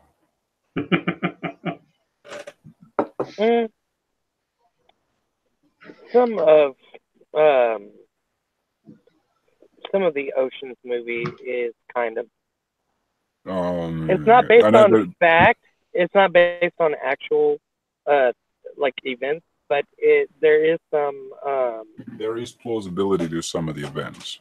Is that what Well, you're trying not only plausibility, is you can base some of it on somewhat fact, because you have people who have hit up the casinos at in Vegas that have gotten away with it, and especially in the past, not so much today with the amount of security that we have today as far as cameras and all that other good stuff. But there is some people who back in the day had cheated the system and had gotten away with it. And these types of stories that don't get out as much, only for the fact that if you're going to run a casino and run it well, you're not going to highlight the events that actually Yeah, that's not something you want to get publicized. No, because then everyone can. One of my favorite movies that is based on a true story is the movie 21. That one is based on a group of students in college who were learning statistics, probability, and all that good stuff. And they actually did go to casinos and counted cards with the system and won. And they actually, to this day, that college teaches a class on how to count cards. But the question is, did they get anything from the Vatican? Oh, of course not, because they didn't go to the Vatican to steal shit. They just wanted to. My theory is that they were trying to see if their method was one that would work at the casinos, and it turned out it did. And they actually, unlike the movie, they actually didn't get caught. They know that they did it only because they did find later on security footage of their process. But and of course, like I said, they also teach a class on how to count cards. But they never actually got caught, if you will, like by the actual casinos.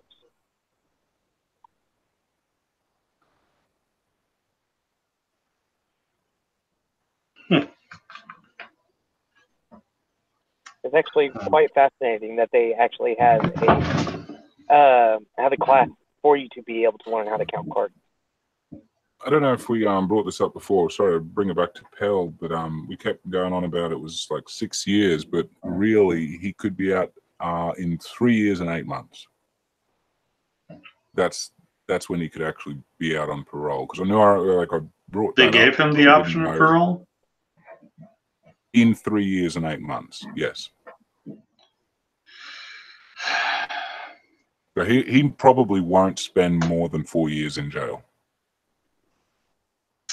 See, and people wonder why we all assume that the Catholic Church has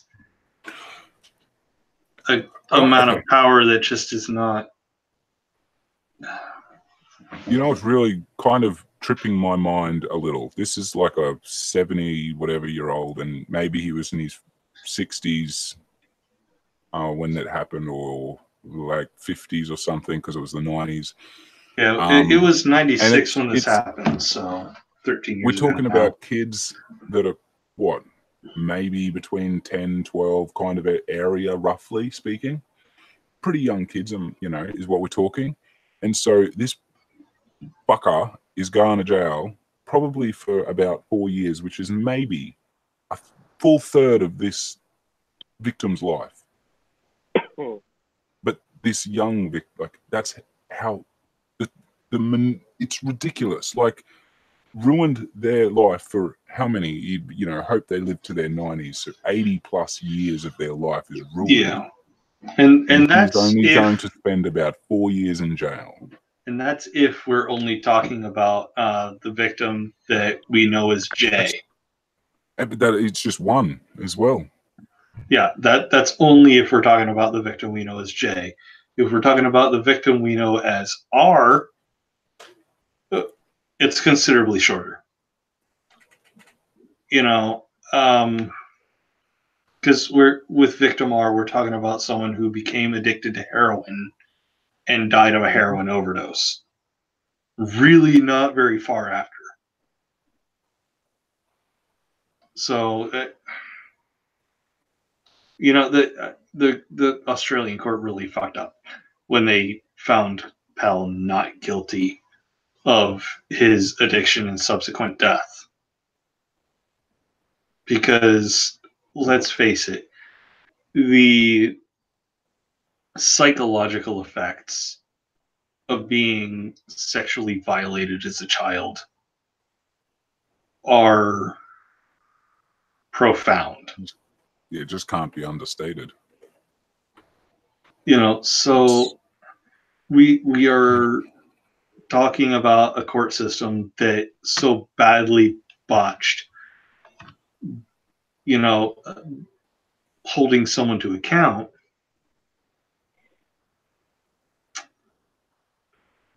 We are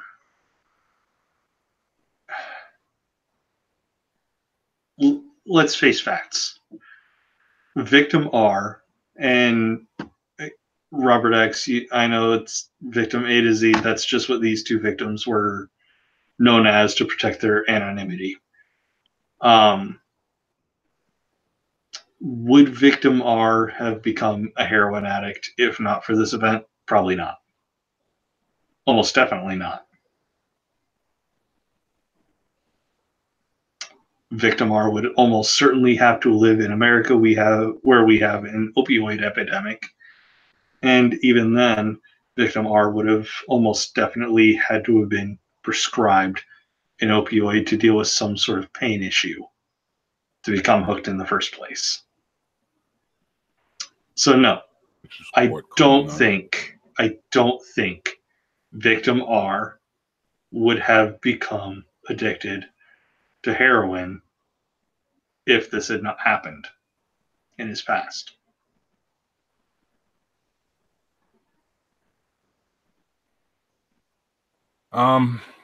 So when asked about the Cardinals defrocking the Vatican's, apparently initially said that they would wait until the appeal outcome before launching its own investigation. But it is now understood that the investigation has started. Yeah. You know, to be frank, I don't give the first flying fuck. And even what the Vatican has to say. I don't.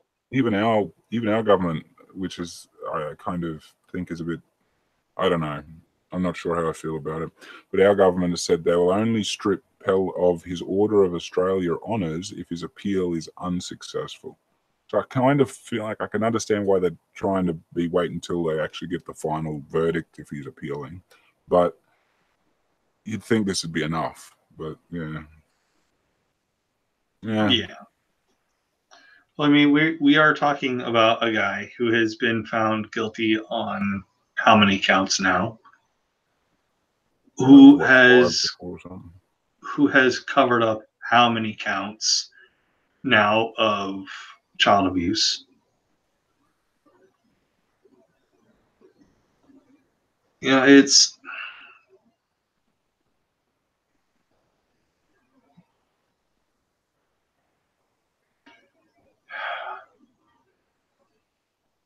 yeah.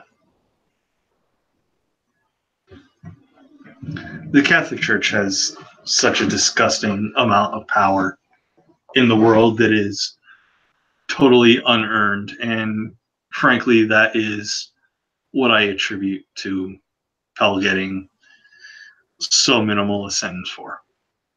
So, minor detail that I just didn't know. So far, up until today, he'd been kept predominantly in isolation, and they haven't done the hearing where they decide on what prison he's going to be sent to, but they're basically giving the impression they're going to try and look out for his safety because it's of major concern and stuff, given his notoriety and what he's being charged with. So far he's been in an isolation with exceptions at meal times and when he uses the exercise facilities. Now, if that continues, that's not a good sign for his longevity, because those are they are specifically the times when people will decide to make approaches on him, and it will be quick, because we've seen it happen with our what's his face, I can't remember his name, big gangland idiot in Melbourne. There was a whole television series about him and everything. But he was in prison. He normally is kept in, away from the other prisoners, except for the same thing, food time and exercise. He was just sitting there having his lunch. Someone came up behind him and killed him. And I mean, I not the way I prefer them rotting in prison. And that particular chap was in prison for good, so he was going to rot in prison. However, as a sort of cautionary tale, those are the times that things happen. And if they're going to continue the amount of security and the level of interaction with other people at mealtimes and exercise facilities, it might not be the greatest for his future. Unfortunately, don't know. That last word, I don't know. Maybe it's fortunate. I don't feel good about that either. Yeah, it is what it is. Yeah. To be honest, I mean, Pell's sentence is too short, and the availability of his parole is more of an insult than his stupidly short sentences. Well, this is the thing. Like, let's imagine if he'd been sentenced something more like 15 to 20, or maybe 10 to 15 years, maybe. And even that, you go, that to me is very short, but that is basically for him a life sentence. And then they set parole at like 8 or 9 years or something like that. Or if it was 15 years, it'd be like 12, 13 years. We wouldn't even worry about that, because, by that time, I'd be surprised if he's still kicking in any respect. But it is an insult for it to be so short. And then on top of that, to then go, oh yeah, and you can even have a couple of years off, if we so decide. Yeah. Why? Why can't you just fucking punish him the way he should be punished? Let's face a couple different facts here with that as well. Even if the Catholic Church defrocks him, he still has a boatload of money. So the last few years of his life are going to be really, really comfortable. Oh, yeah. And assuming he gets out of prison. Up until this point, he still had the full backing of the Vatican. So he's had all their help in every way. And I mean, that's an endless supply, even if he was broke.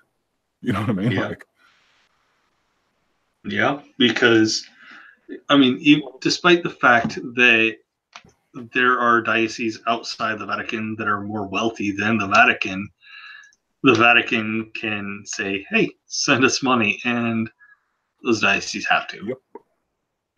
Yep. So yes, it is a limitless supply of money that the Vatican has at its disposal. So nobody can mistake that. Hey, real quick, guys. I will be right back on. I've got to call work real quick. All right. Not a problem, dude. Do your thing. Will do. Yeah. Yeah, it's just disturbing. Well, okay, so Knowledge Seeker here says that's too risky. Why would any priest endanger himself with adults when he could pick off easier targets like little boys? While that point has its merits, it completely ignores all the victims that are little girls. Right. Probably not the little boy, it's probably not the intention, but it completely neglects them all the same. Yeah. Because there is a large number of victims of the Catholic Church that are little girls. So not to, shit on you, Knowledge Seeker. I'm just saying that ignores a massive percentage of the victims of any priest out there. And I'm back. All right.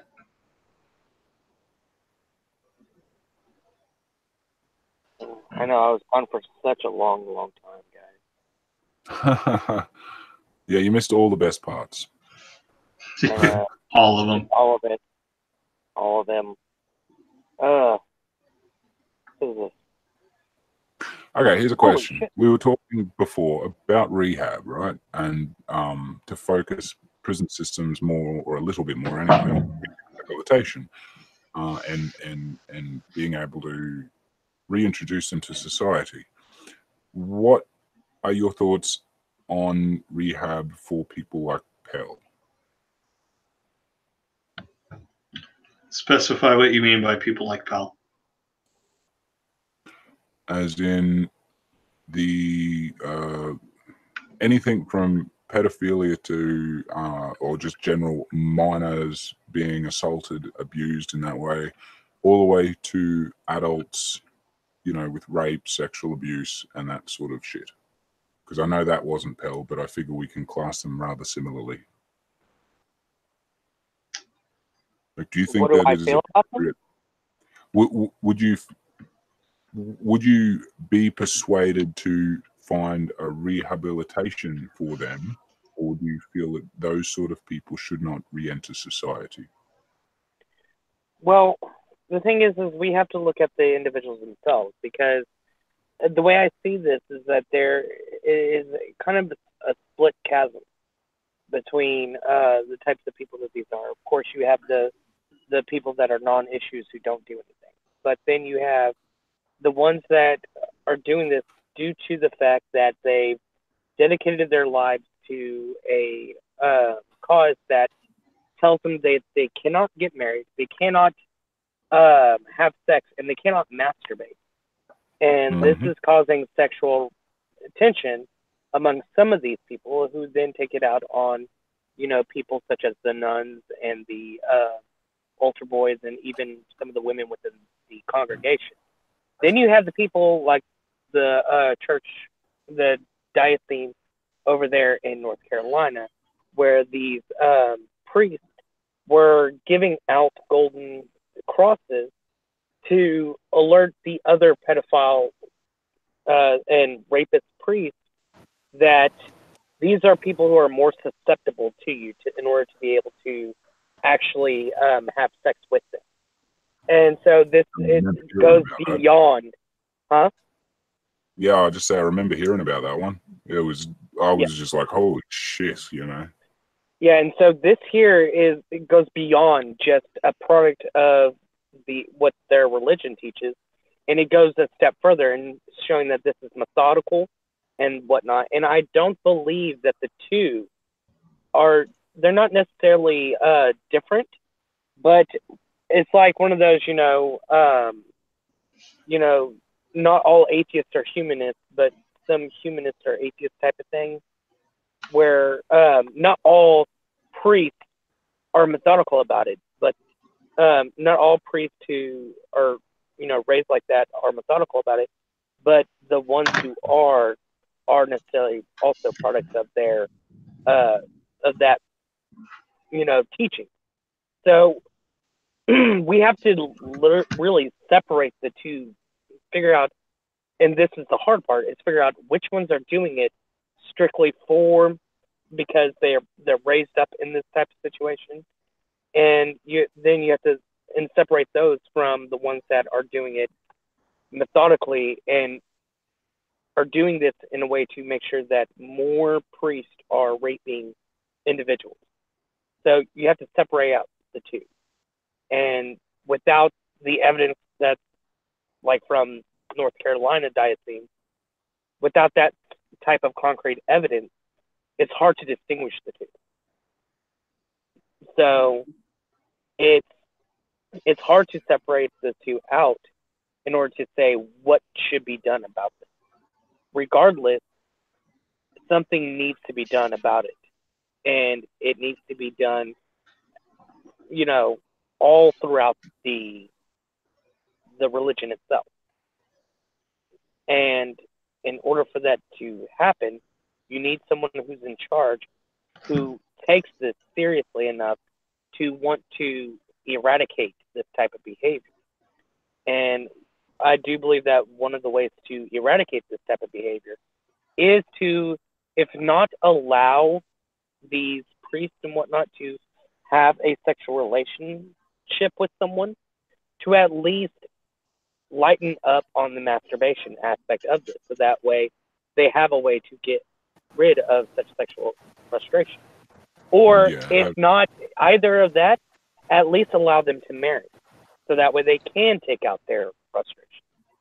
Yeah, neither will ever happen. Neither will ever happen. I need to interject. The marrying part, that won't help. Because what happens is you still have to just marry one person, and generally divorce is not on the table. Or if it is, it has to be extreme circumstances. But quite often, you'll still end up with sexual frustration. And either way, it's got less to do with sexual frustration than it does a desire for power. Well, again, it depends on. Go ahead, Nacho. Yeah, I was just thinking it's a bit of a case-by-case thing, because there are differences, like different types of assaults, different types of abuse, for different, like they just have different circumstances. So, I mean, that is it's still valid, but it's not to invalidate the other. So, yeah, it's like Nacho said, you do have to take this case by case, because I do believe there are some that will are probably doing this due to the fact that they have no way of letting out this sexual frustration. And then, of course, you do have some that are doing it because of the power they have over people. And with these types of cases, it's hard to distinguish even those apart from each other, because the simple fact is you have a person who is in a position of power that is doing this. So it's hard to separate what their intentions are behind it, whether it be solely because I have power over you, so I will do what I please, or I inadvertently have power, but I'm also letting out my sexual frustration. So it's hard to distinguish between a lot of these different factors because of all these other factors that are in play. Yeah, it's a bit tricky. They really are. Yeah.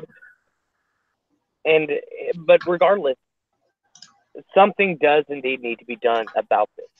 And it's hard to say what that response should be.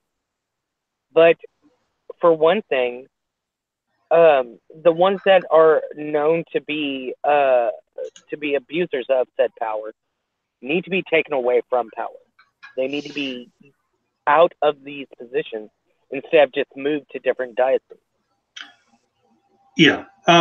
See, here's my thing, right? The case by case thing has its merits, but when we're talking about these people who are typically trusted absolutely, you know, priests of any level, you know, whether we're talking about, you know, the newest guy in a parish or the Pope, there needs to be a zero tolerance policy. You know, it needs to be period in a discussion. You are found guilty of this, you're gone.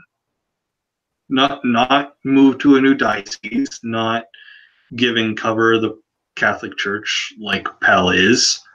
You're gone. It starts with zero tolerance. And that's something that the Catholic Church roundly failed to do at the sex abuse summit in the Vatican less than a month ago. They failed. They failed plainly. In fact, I wouldn't even say they failed. They refused. Because a failure means they were going for it, and they weren't. They weren't trying to get a zero tolerance policy in place because they didn't want it, because they knew they would be screwed if they did. No. It's like I said, there definitely needs to be reform in there, and the best way to do this is to take these people who are in positions of power and take them out of power. That's the least you could do. That is not the max that you can do, because you can do a whole hell of a lot more. But the least you could do is these priests that are in positions of power that abuse their power in such a way need to be taken out of power. And then there needs to be a formal investigation on the accusations, because, I mean, let's face it, there are several people who will, and probably do, take advantage of this well-known fact that there are individuals who are being molested, and will take advantage of that, because it's not exactly a secret that that people who are accusing these priests of these actions do get paid off. So it's not a secret. And the fact that you know that there are probably some people who are going to take advantage. So these accusations need to have thorough investigation. And once it comes to find out that these people did indeed do the actions that they've been accused of, then jail time needs to happen. And the fact, instead of just, instead of having you here, we're going to move you somewhere else. Or we're going to get you out, but we're going to give you a recommendation, like what has been done in one case where a priest was accused of sexual misconduct, and with children, and instead of getting the police involved, they said, we're kicking you out of the church, or we're going to give you a recommendation to go work at fucking Disneyland. And so these, and because there's no children in Disneyland, obviously it was safe, right? Of course, only adults go to Disneyland. I mean, come on now. But in all seriousness, these people need to be, who are accused of these things, do need to serve their time. If I sit there and decide one day to go and rape a child, then I need to be thrown in jail for that crime. Same needs to happen with these priests. There can't be any special treatment among priests just because of their religious aspect. And the fact that the church itself can investigate these crimes instead of having an actual investigation team of law enforcement, it shows that everyone's complacent with the fact that the church can do this. That nobody who actually represents the law can be involved in this type of thing.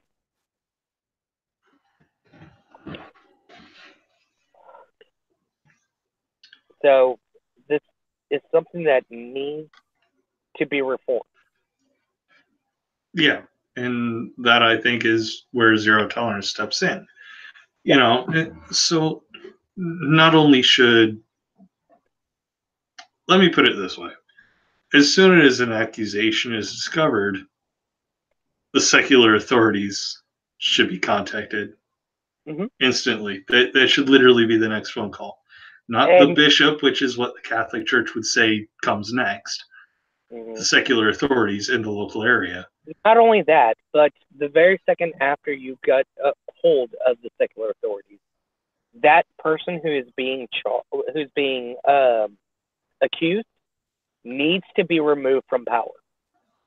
Because during this investigation that's going on, who knows, especially if they know that the police are involved, who knows what they might do during the time frame of said investigation.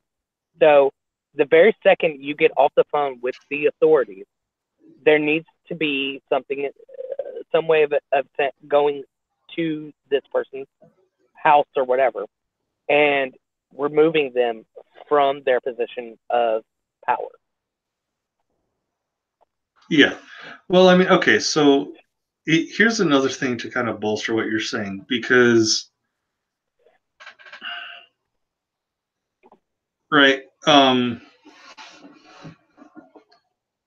If this priest is left in power, they can potentially poison the well because cops can be religious too, and cops can be Catholic too.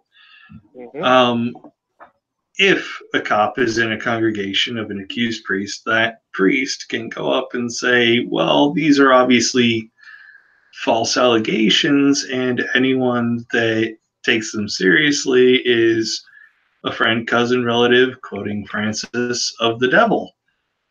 And you know what that cop's going to do? They're going to go to the station and say, yeah, obviously this guy isn't guilty because, well, I don't want to be one of the devil's friends. Well, not only that, but then you have the fact that if you just so happen to have a police officer that's coming there to investigate, that happens to be Catholic, his very first initial reaction is going to be that this man is innocent due to the fact that it's the way that religious people, everyday religious people, view their religious leader is that this man is a good man. He sits there and he preaches the word of God. He does all these good things outside of the church, such as soup kitchens and all that other good stuff, that he is a good man. So even without the threat of, oh, if you don't believe me, then you're a relative of the devil type of thing. The fact is he still automatically has in his head, this man is a good man because he's a man of God. Yeah. And that already, in a sense, poisons the well. Because now you are less likely to take the accusation of the victim, or even if the allegations are false, that you're already in a position to automatically believe that the religious leader is telling the truth because you already have in your mind that he's a good man. And so, regardless if the allegations are true or not, you aren't going to do a more thorough investigation than you would if it was just some regular Joe Schmo on the street. Yeah. So and let's take poisoning the well to another potential extreme. Say you're a responding officer and you are a member of the congregation where that priest is at that particular church where it happened. You know, if you're the responding officer and you come up, oh, hey, Father Bill, or whatever the fuck, you know, and you're taking Father Bill or whatever the fuck statement, and he's like, you know, this is ridiculous, right? Yeah, Father, I know. And suddenly that report is somehow lost or very poorly transcribed, or the priest is given an alibi that isn't real. You know, there's so much that can go wrong. The priest should just be removed from power. And, you know, as kind of an extension from my example, I guess would be that people who are members of a particular congregation that are involved should be removed from the case, period, end of discussion. Yeah. And the thing is once you remove this person from power, then you can investigate him more on, especially if you have someone who is not a member of the congregation investigating him. It removes any kind of bias, really. And then if it just so happens that the allegations were false, that this man has done nothing, that he, you know, has never even been in a room alone with the person who's accusing him, then by all means, it's not going to be difficult to reinstate him as the priest of that particular church. It's not. No. It's going to be fairly easy. It's be like, well, the investigation had turned out that the allegations against him was false, so he is now reinstated as your priest. And then carry on with your life.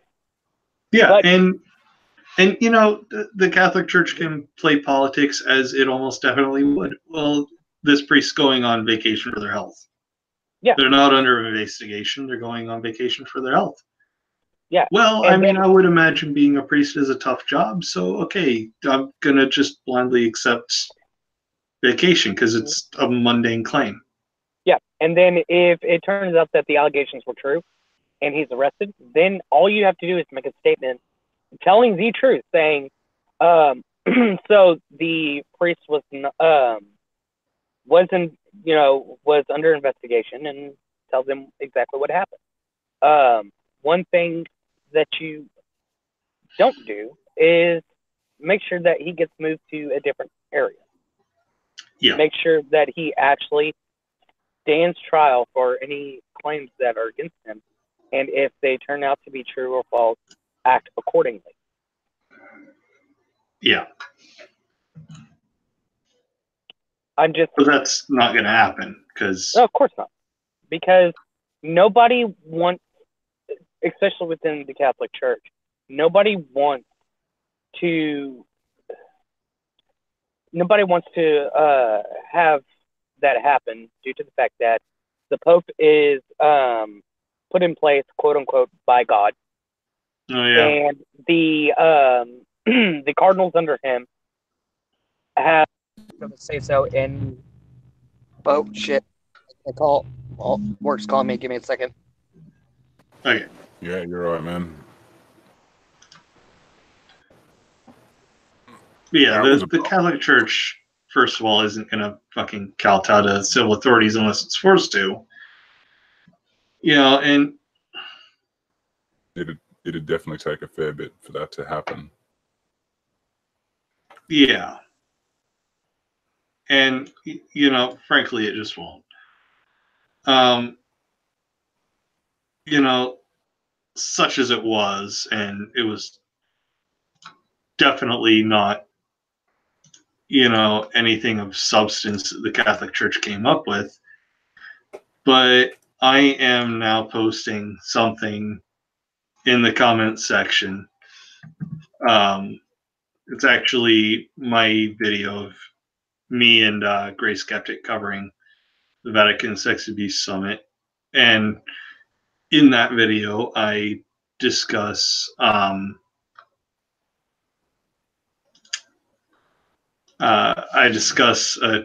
21, I think it's 21 point thing that the church came up with to deal with sex abuse in the church. And, well, you're just going to have to watch the video to see my thoughts on it. Sorry about that. Yeah. No, you're right. I've said this multiple times to multiple people, but when I work overnight, I have to call every hour on the half-hour mark, and they thought that because so many people have to call in, I guess the person who called me didn't realize that I called in, and they were like, "You missed your check-in." I was like, "No, I'm pretty sure I called." And so I looked it up, and I was like, "Yeah, it says I called 22 minutes ago." So, but what was I saying before I left? Was it the civil authorities, Vatican Church? Yeah. Oh, yeah. So the Pope is ordained by God. The cardinals are then, I'm pretty sure, at one point in time, are chosen by the Pope, and so they, in extension, are then also appointed by God because God speaks to the Pope, and so on down the line, to the point that by even further extension, each priest is ordained by God. So, so you have the entire religious leading, all appointed by extension by God, and so these people they don't want to believe that the man who is appointed by God is doing these wrongful acts. Yeah, even if it is then proven, suddenly it becomes what about them? Yeah, and so then they kind of go into a kind of an existential crisis, because it's like, why would God, appoint a man who is going to abuse children? Then, what kind of God is that? And then all this other nonsense that can be a domino effect that could happen. Not necessarily that it does or it would, but something that could happen. And so they choose to kind of let it just be pushed aside.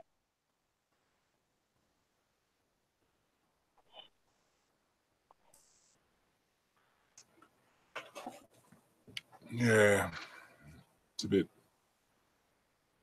all a bit much. Yeah, it's a lot of bit much. And it's something that people have to realize, like, I've said this time and time again, I don't care if you have a religious belief. If you want to believe in a God, by all means, do so. But you have to realize that even though you have a belief in God, whatever church you go through, if there is something that's wrong happening, if you choose to believe in God, you can then go on and say that this is not due to God's work, but to the devil or to man or to whoever you want to put the blame on. And know that it needs to be corrected. And the only way to correct it is by standing up to it. And if you don't stand up to such things in some way, shape, or form, you, by extension, are complacent with it. And that is pretty much you just saying, I think it's, without saying these words, you were saying, I'm okay with my religious leaders raping children. And it needs to change. Yep.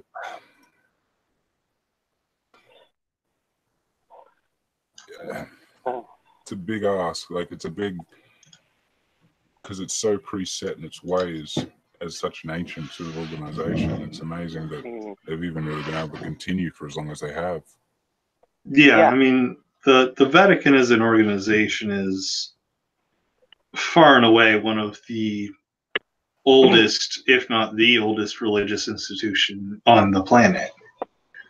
You know, as far as I know, there is no central Jewish authority that's quite that big. You know what I mean? It's not the oldest, but it is by far the largest.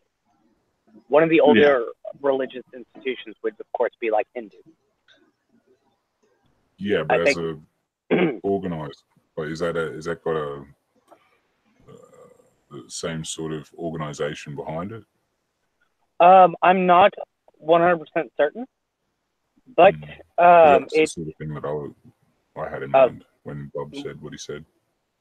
I'm not 100% sure. I don't talk to very many Hindus in order to figure that out, but I have no problem with talking to a Hindu if one ever comes up to me and starts explaining everything about it. But I'm sure there is some kind of organization to the belief, which is probably why it's lasted as long as it has. Because if you think about it, a lot of different religions that don't have some kind of organization to it, they tend to fall apart.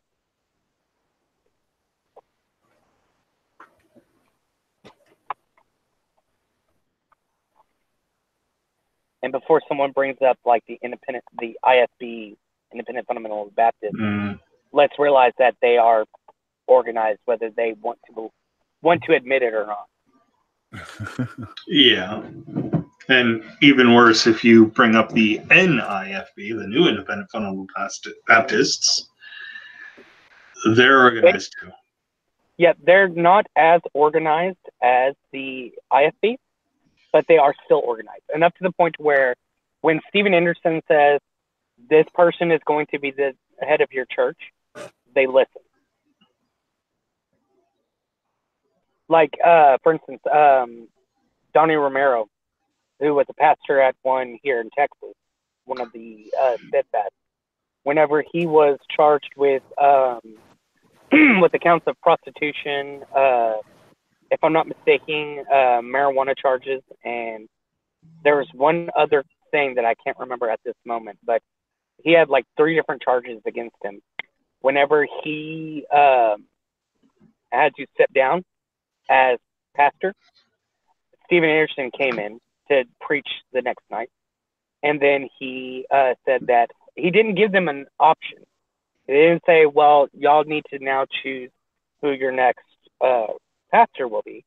He said, we're getting so and so from this church to come in, and he's going to be your pastor.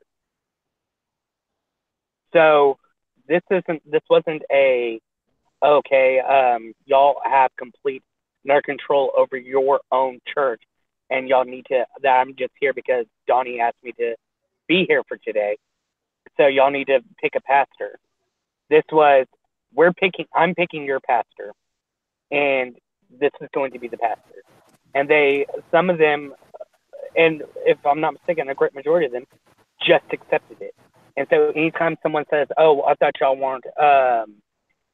were independent, that y'all didn't have any kind of organization," they still try to deny and saying, "Oh, well, we were happy about that pastor. We wanted him." It's like, no, Stephen Anderson came in. He told you who your pastor is going to be, and y'all weren't going to say no. Yeah. So no matter how you look at it, religion is a hierarchical system, and you will just accept who you're given. And it's very much the same way in the Catholic Church. It's just less in your face than the NIFB. We didn't have some guy come in to replace a former pastor for a weekend, and by the way, this is who you got now. It was guy comes in, replaces other guy for a weekend, and next weekend there's this whole other guy there, and by the way, he's your pastor now. Yeah. The Catholic Church was different in that approach. Yeah. And the thing is I have more respect for some of the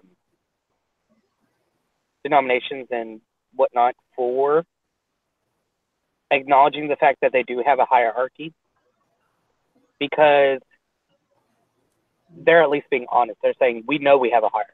We know that there are people in place that will say what's going to happen if X happens, and be honest about it, instead of just saying, "Oh, no, there's no hierarchy here. We just agree with it because we like him as a pastor."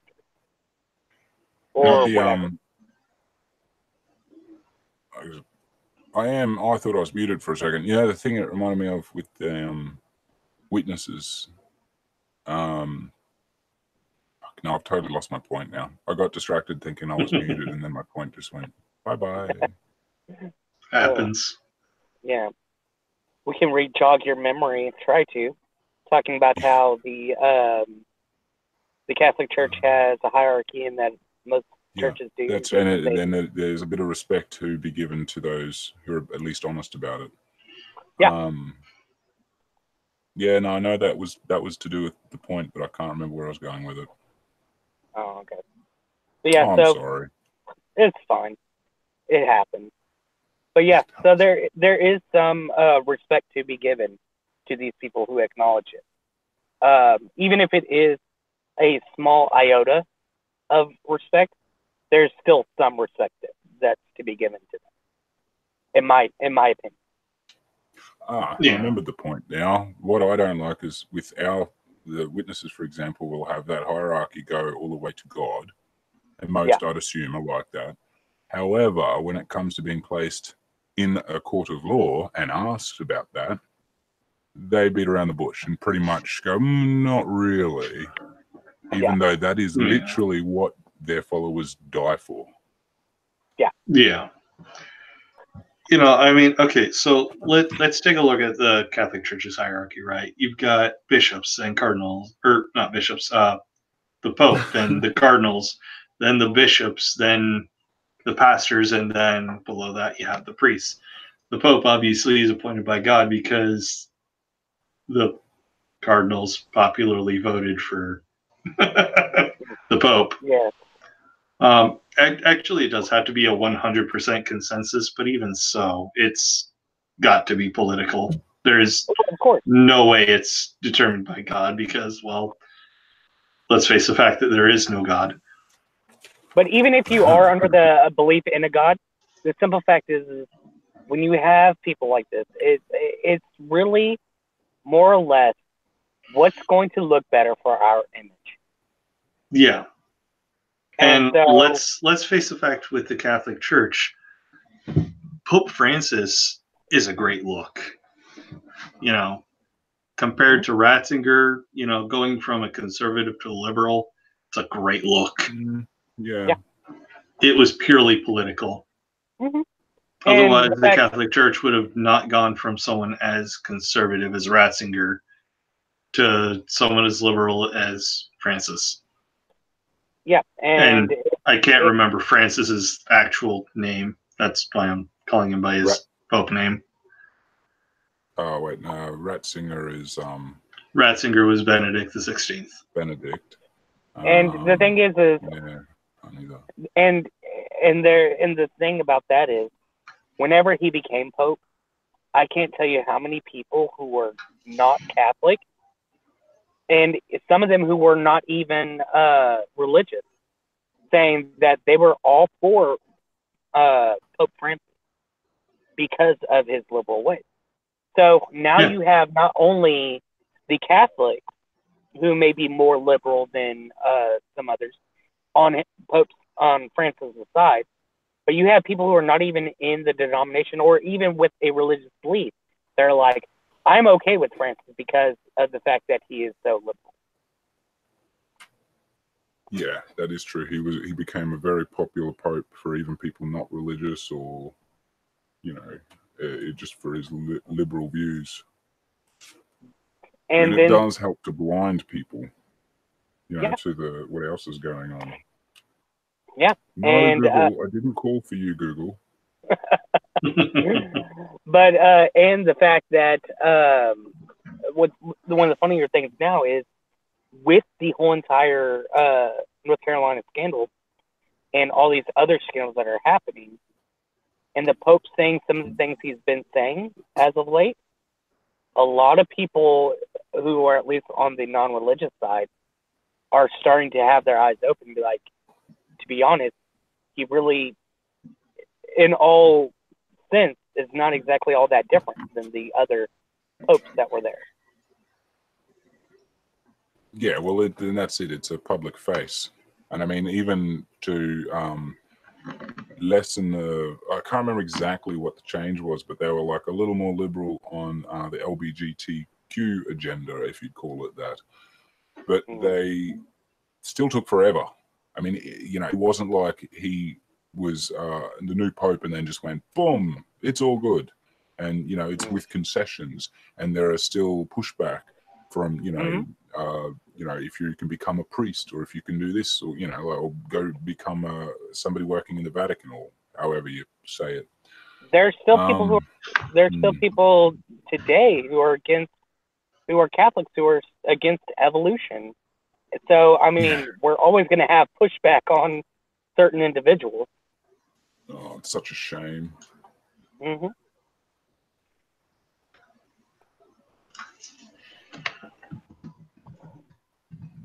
And now they're silent. Yeah, I know. It went silent real quick. Yeah. I have that effect on people. Sometimes you do. Yeah. Then there are other times where you just can't shut up. So. Well, the thing is my theory is that I talk so much that whenever I do stop talking, people are automatically still in the whole entire idea that I might start talking again, so they just stay quiet. Yeah, let's go with that. Sounds like a good reason. Yeah. Well. Oh my God. I'm one opinionated motherfucker. Well, I mean, you're a pig, so.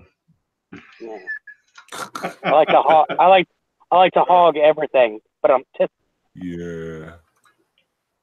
That's terrible. It was pretty bad. Yeah, I'm all about that one. I think Bionic Dance is more about the bad puns, but. That's one of the reasons why I love her puns. That's one of the reasons why I like her, because I love her puns. Yeah, she's awesome. I've seen her in I don't know, a week or so now, which is probably on me because I haven't been able to catch up with everybody's videos. Yeah, don't worry. I've been staying away from Twitter and YouTube a lot lately, mainly because I've been watching reruns of Futurama. But I've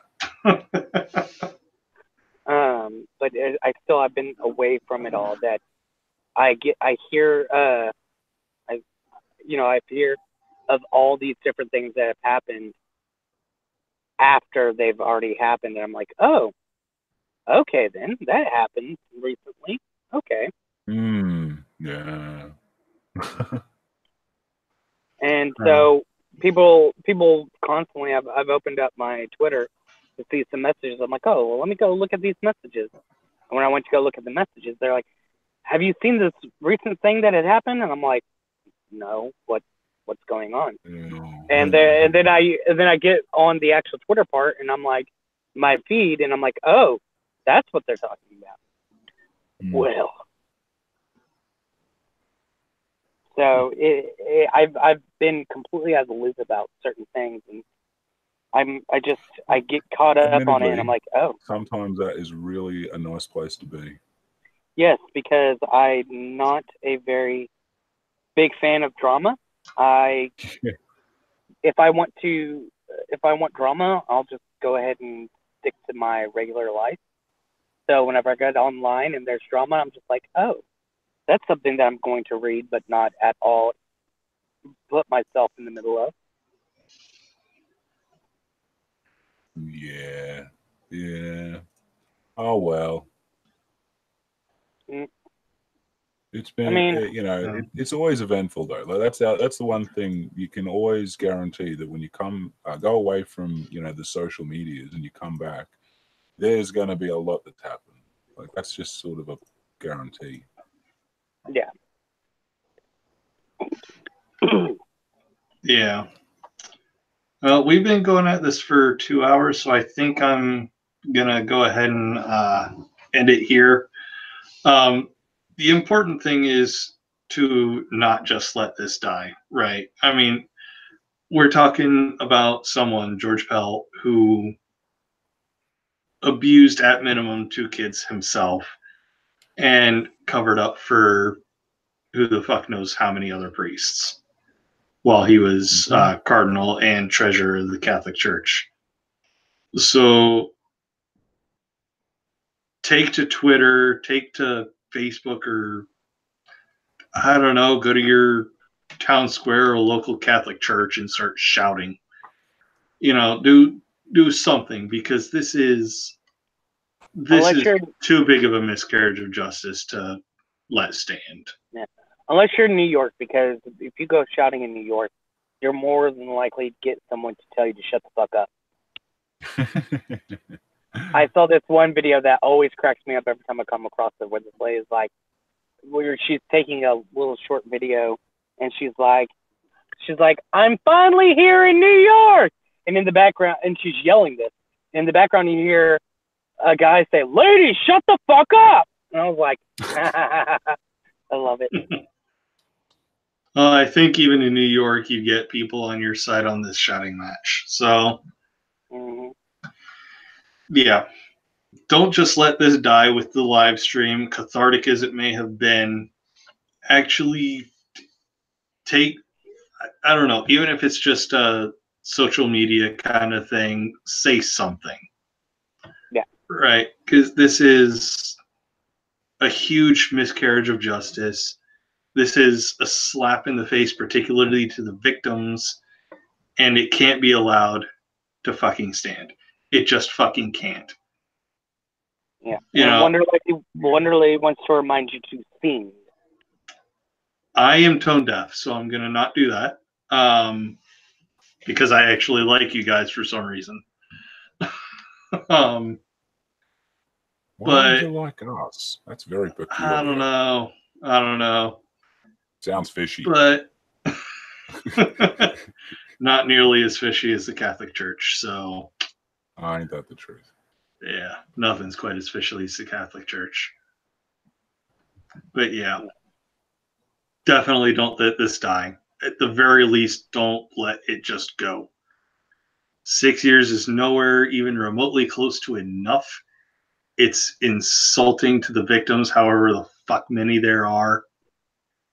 And it's an insult to the state of justice in not only the country of Australia, but the world. It's just an insult. Yeah. So, yeah. But I'm going to go ahead and end this here. I'll talk to you all again. Thank you. First off to Bible Belt Atheist, because he's not here. So figure I'll knock him out right away. Notja, who's been here pretty much the whole time. And by pretty much the whole time, I mean he started without me on his own channel. Yeah, I was going to say, technically I've been longer than you because, you know, your computer wanted to do its thing. Yeah, my computer decided, hey, I want to do an update in the middle of you trying to do a thing, so you're not doing a thing. It's like not even just before you start, it pops up with something, or like after you finish and then you go to close, it goes, hey, I have an update just in case. No, right in the middle, it just goes, fuck you. I'm going to update. Yeah, gotta love it whenever it's up there. It says, hey, I'm going to do an update. And you're like, oh, no, do it later. It's like, nope, doing it now. Oh, no, I didn't even get the, hey, I need to do an update. Yeah, it's just, you're doing an update. Done. But period, end of discussion. It's just happening, whether or not you want it. And I didn't want it, by the way. It was not consensual. Oh, real quick before we go, Wonderly just said, Bub, there was someone who baptized kids in a bad way, and afterwards they died. I think she killed 7 and only got 5 years. Wow. We really need to end religious exemptions for every fucking thing under the sun. We do. Yeah. And one of the biggest is vaccinations and medical care in general. Yes. Agreed. There are, according to Katie Paulson, who is known as Without a Crystal Ball, she said that, I think she said that there are only 3 states that make vaccinations mandatory. Even they don't take religious exemption into consideration or something like that. And those 3 states are California, Mississippi, and I think New York.